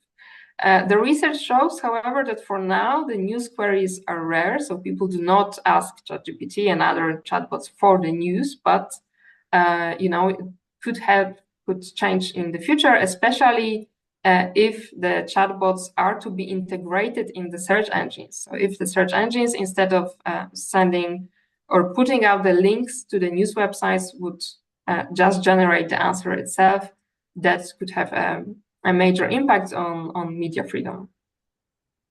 But there's yet another problem, which is the news data as training data, right? So here we have you've all seen lots of discussion on the topic in the media sector, because some news media organizations, they see this as an opportunity, and they say, well, if people are to access these chatbots, if they are to ask the chatbot certain questions, it's better that these chatbots are equipped with fact-checked, trustworthy information coming from actually media organizations' websites, instead of just mis and disinformation. So it's actually to the benefit of the society that we sign certain partnership deals with this OpenAI, Microsoft, and other companies.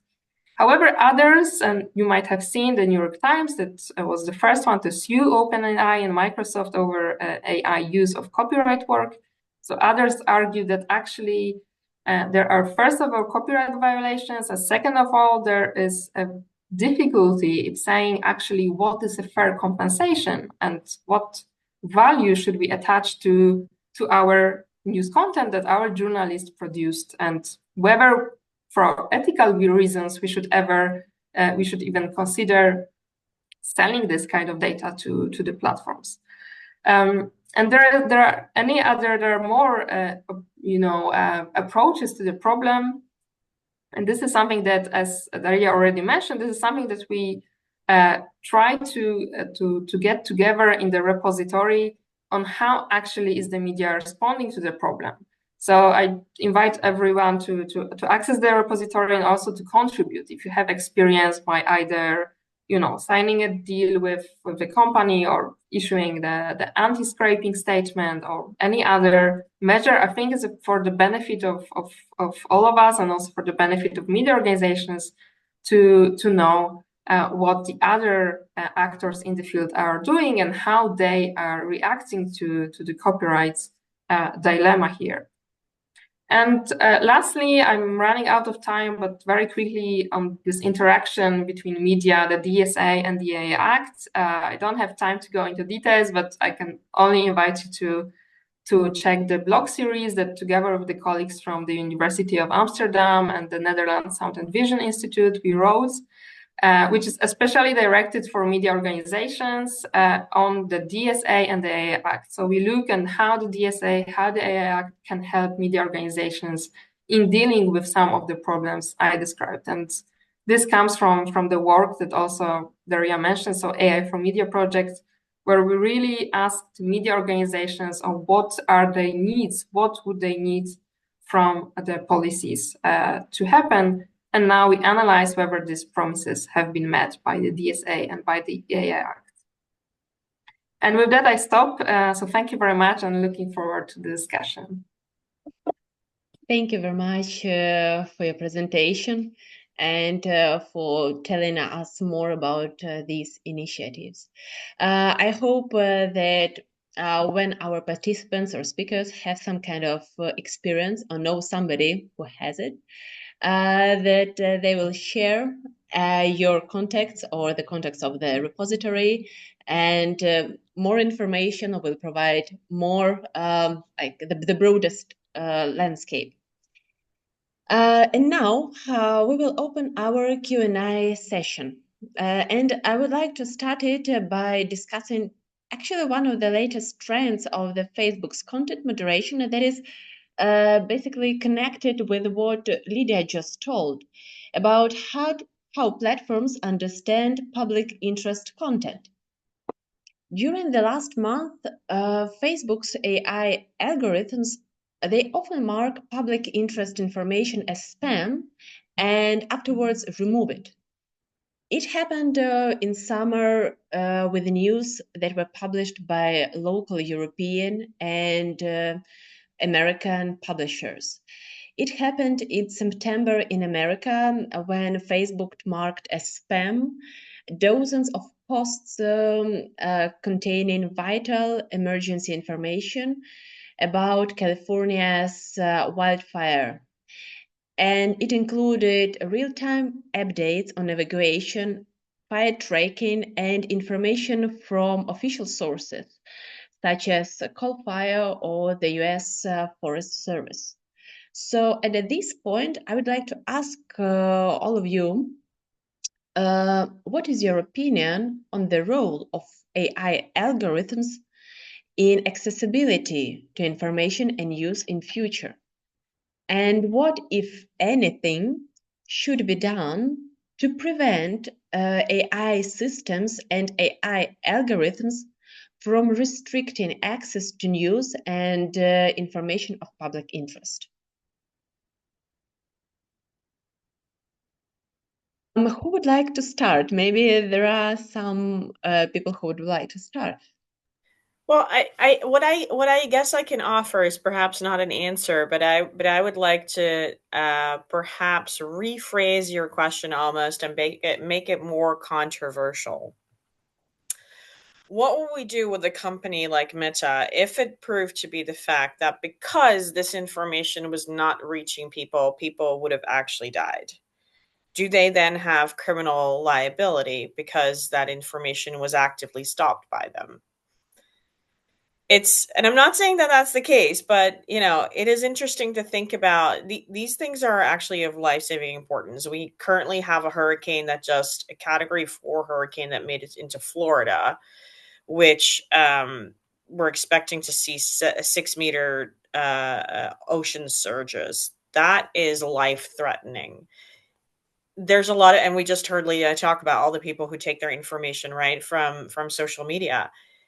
If you're not able to communicate those things directly with a vulnerable population, do you have some sort of liability if something happens to them? I mean, I think it's an interesting question to at least pose.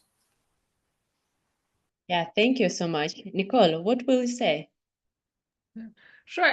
I would respond to Agnes, but say, but people don't have a right to receive information on Facebook itself. I mean, I think this is one of the challenges, is that you can receive information about it through other channels, through other means. And I think one of the big problems, like flipping the issue around, is like right now there's a lot. I alluded to the case in Ethiopia, for example, where Facebook there have been a lot of concerns about online speech leading to offline violence. And some, or the cause of internet shutdowns actually, restricting people's right to information. Again, this is like sort of a more extreme case of it. But one of the challenges is that, first of all, it's really difficult to prove the link between online speech and offline violence. I mean, that causal link, and I think when you look back, and it's sort of the same debates have been going on about radio, Radio Mille and the genocide in Rwanda. And then a lot of research, or some of the research that happened afterwards, was saying, actually it was really difficult to directly correlate some of those radio broadcasts to actual violent episodes. It's not as linear as people assumed. In radio, it was a much longer process of indoctrination and mobilization to what happened in Rwanda. And I think there's sort of a similar challenge. In a lot of the, when we were doing this research on internet shutdowns, one of the issues is saying that, people like to talk about the cost of an internet shutdown and saying, oh, it costs this economy X millions of dollars a day because they shut down the internet. But then on the flip side, people hypothesize and say, oh, but, the cost of violence, the cost of war, the cost of genocide, if we hadn't shut down the internet, would have cost even more. So these are, they're really difficult. They're really difficult issues when you start to get into this. Well, if this happened, then this would have happened, I think. Thank you so much. Giovanni, what is your opinion?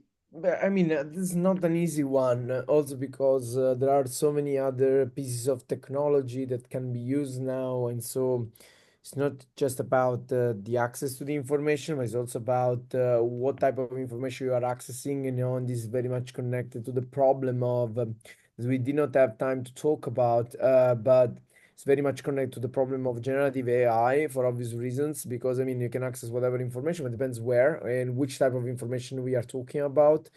And this is actually, it's another challenge, because I mean, one thing is about accessing media and kind of stuff. So it's about the definition of media, it's about the use of this type of technologies, and that of course makes the picture quite even more complicated than before, also to distinguish, which type of information, not is true or not, because that is not the point. We're not talking about disinformation here, but we're talking about which type of information has been generated, and probably could be inaccurate, it could be wrong, not because it's about people sharing this information, it's just about, because probably the model has what everyone calls like an hallucination, but still, so at the end of the day, it means a mistake. So that's actually the thing that are quite interesting to think about. And it's not an easy one, to be fair. What I think, that for what concerns AI, I mean, even from an European perspective, just because I provided this side, and also just to provide complementary perspectives, there is also like another piece of the AI Act. But when it comes to deepfakes, for instance, and the regulation of deepfakes, the AI Act just subject deepfakes to a limited transparency requirement. So basically, a disclosure requirement. So it does not do more than that. They are not even high-risk systems based on the definition of the AI Act, with all the obligations that come for high-risk AI systems. So that's kind of an interesting thing. So deepfakes have been treated this way. They are very important when it comes to, access to information. But generally speaking, we are going to see also how media will be increasingly using AI also for questions of sustainability, and there are no really answers, but the legal framework is developing, in between, so it's quite interesting to see also what type also of new products will come to the market from the platforms. That's actually another important issue, because probably, at the moment when we are not seeing, like states or other actors involved in this game, most of these services, they just come from the private sector. So, yeah. Yeah, thank you. Indeed, they're mostly coming from the private sector, and a lot of ecological resources are also exploitable. So it's not it's very a costly thing. So not everyone can allow him or herself to develop such AI systems, big AI systems. Lydia, what will you say? My easy answer would be ask me in a few years when I finish my PhD, because it's, as you know, it's exactly on how to safeguard news content on online platforms. I think what we know for now is that we know what should not be done. So we know that we had this discussion on different must-carry types of obligations. So I think that's probably not the best way forward, to just make platforms carry certain types of content, also because it's very difficult to decide what content should be available there. And the other approach is, of course, what freedom of expression advocates have been telling, and also the disinformation community, that the way forward is to actually make more trustworthy content more visible. But of course, how to do it in practice, that's the issue that no one has solved it. And of course, we could always look at on the European Court of Human Rights jurisprudence and the positive obligation of the state. Also, what the right of the state should be, because since we have judgments like in the Moldova case, that it's actually radio and that the people have a right to get information and to receive trustworthy information from the radio and from the TV. We do not have similar cases concerning the online platforms, and also because that's a very different framework. Like the platforms, also the privacy platforms, and they set their own terms and conditions, and that's perfectly fine under the freedom to conduct business. So Yeah, definitely not an easy answer to this question. I think it's, as has been mentioned at the beginning by Cordell Green, it's also a question of the social contract, right? It's like what role for the platforms we want to see, given everything that we know, what's the role in the society, and so forth.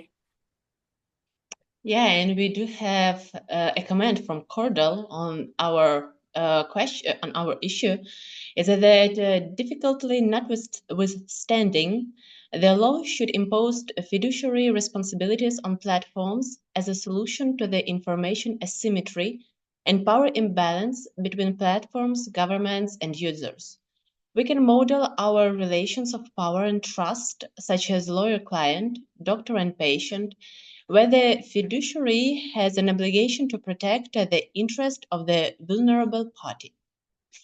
Thank you very much for your comments. Indeed, it's quite a hard question, but definitely we are at the point that we are facing it, and we have to somehow try to develop the rules, right?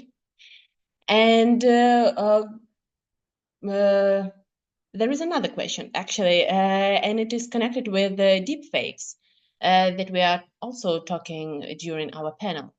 So recently, the scammers have edited a genuine interview with Elon Musk and replaced his voice with some replica using AI tools and making him promote a radical investment opportunity, let's say, that promised very big and rapid returns. But it was done so that sophisticated that a casual viewer couldn't actually distinguish the deep fake from the real interview. And a lot of people believed it and lost lots of money. So, in connection with this, I have a question to you. Can media literacy help people in identification of deepfakes, or it is not enough? And if the increase of the level of media literacy is not enough, what measures should be taken, and actually by whom? I would propose Agnes to start, because she is an expert in synthetic media. And I have a lot of thoughts about all of this. And Elon Musk is that's not the first, not even the first one of these scams. Actually, in the UK, there was, and his name now escapes me, but there was a journalist who talks a lot about personal finance, right? So very closely attached to the topic, same type of scam. Here's an investment opportunity, actually also linked to Elon Musk, only for UK residents. Sign up here. Lots of people lost money. And what's actually interesting to me, and because I'm not an expert, but I think Lydia might know more about that, is, what can we do from an intellectual property and a portrait right point of view of your, because clearly these people's portrait rights are being violated. I say clearly when I just said I'm not an expert, so maybe it's not that clearly, but it'd be an interesting avenue to explore. When it comes to media literacy, do I think we should be investing this? Yes, absolutely. Do I think we should be investing in it in terms of here's how you identify a deep fake? Perhaps not so much. I think we should perhaps do more education in terms of here's what common scams look like. And deep fakes is one of the ways in which they try to get you, right? Because there's first of all, there's a lot of other stuff going on online. And I'm particularly looking at the elder generations that have perhaps not so much grown up with the internet. We're starting to see people, my parents' generation, they're in their 70s, they start losing partners to various diseases, old age, they're lonely, they are prime targets for people who are involved in the romance scheme business, right? So there's this whole gamut, I think, of areas in which we can increase digital literacy, and we should. That being said, I think this is so important. We should not merely place the burden of trying to solve this on the individual. I think that's an incredibly unfair way to look at it, because these are institutionalized, almost conveyor belt, type of scams. They are just trying whoever sort of decides to respond to that. It's a wide net that they cast. This is their full-time job, and we're expected as individuals with a few hours every month, maybe in digital literacy, to be able to counteract that. I think that is far too much to ask from us. So yes, I think it should happen. I also think we need to look at, okay, what can we do from government's perspectives, legislation perspectives, policy, again, the conversations with the online platforms. And we're mostly talking here about social media, but think also when it comes to the sexual deepfakes, an interesting partner here is actually Pornhub, that makes a business out of legitimate porn and actually has an interest in keeping that platform free from deepfakes. Look at legitimate dating apps. They have an interest in not having romance scammers on their platforms, right?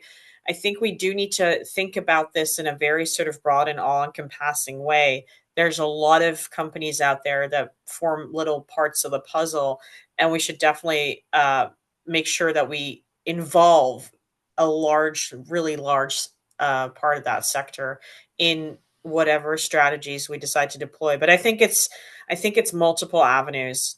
Digital education can't solve this problem alone. Thank you.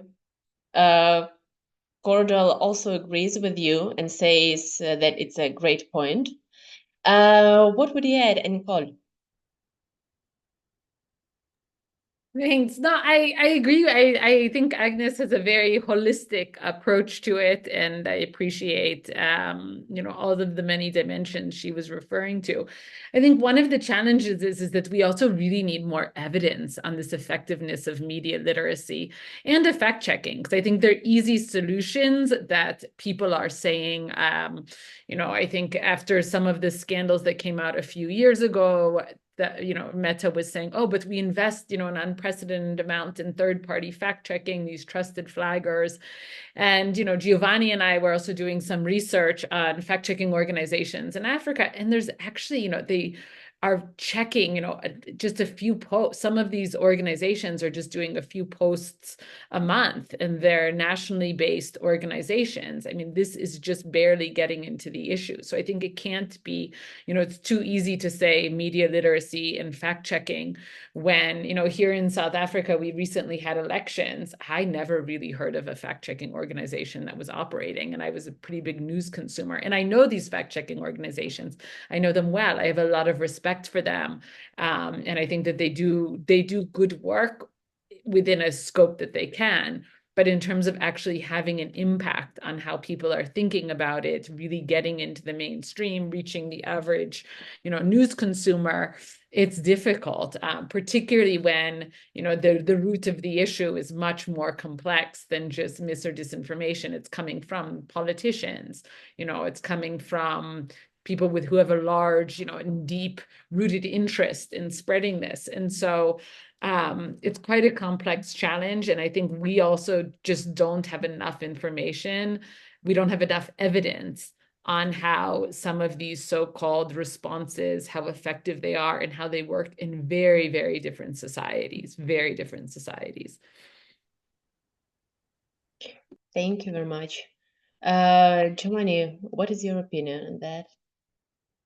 I mean, I agree. I mean, because not to connect with the thing about literacy, of course. I mean, yeah, I mean, we can definitely say that is important, but also, Nicole stressed an important point. I mean, the question of fact checkers in civil society, because I wanted to connect a little bit to what I said before about that.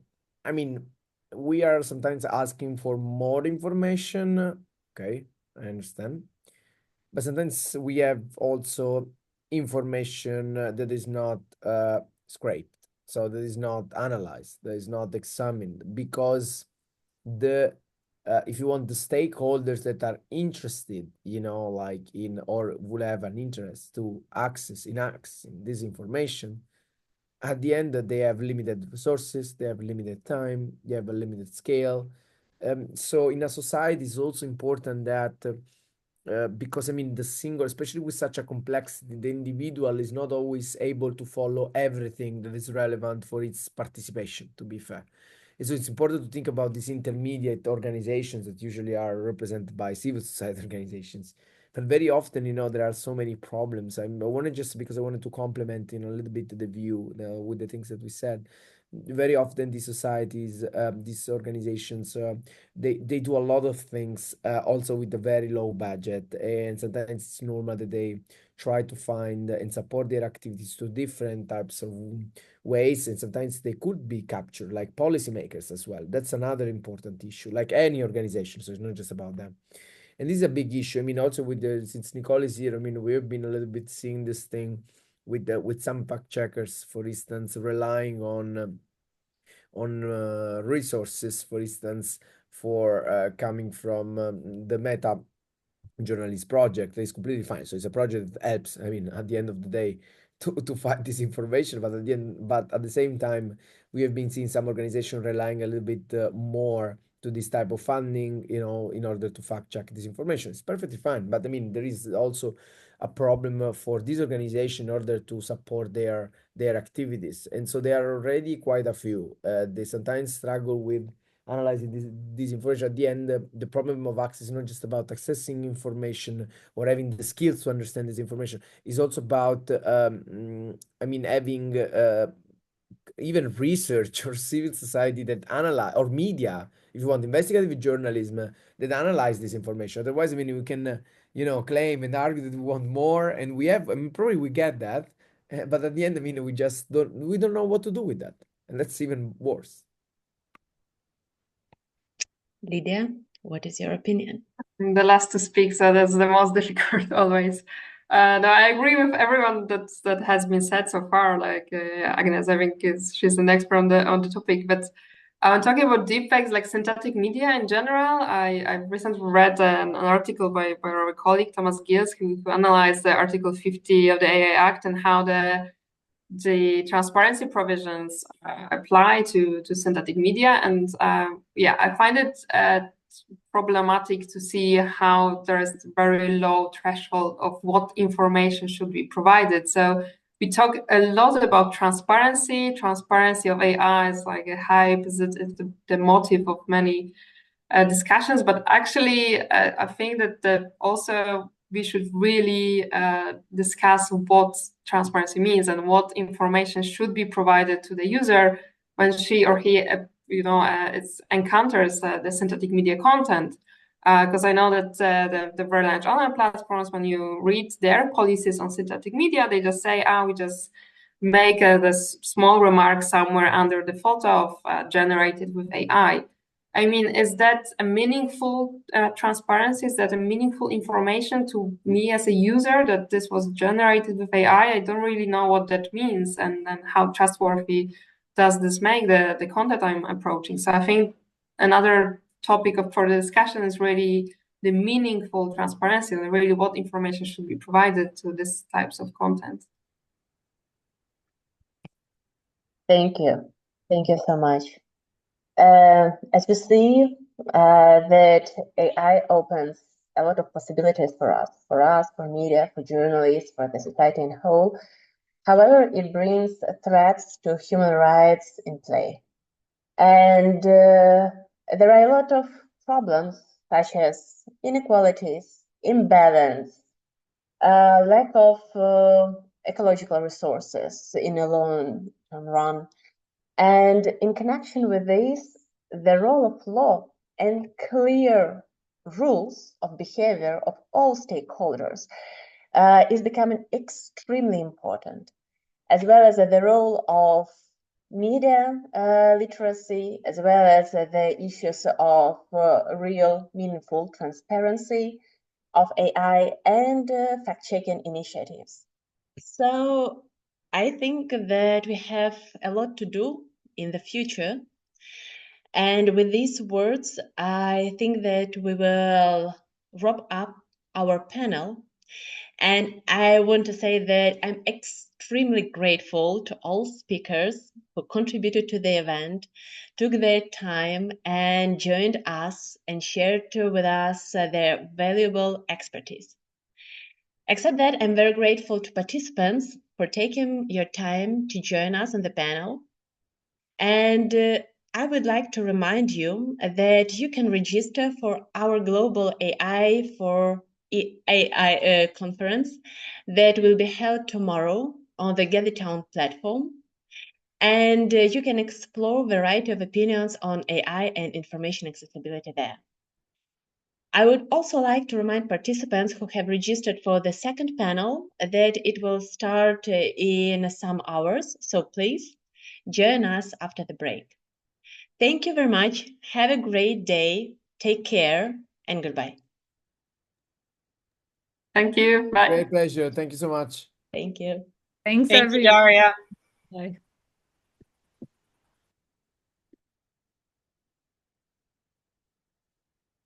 Great.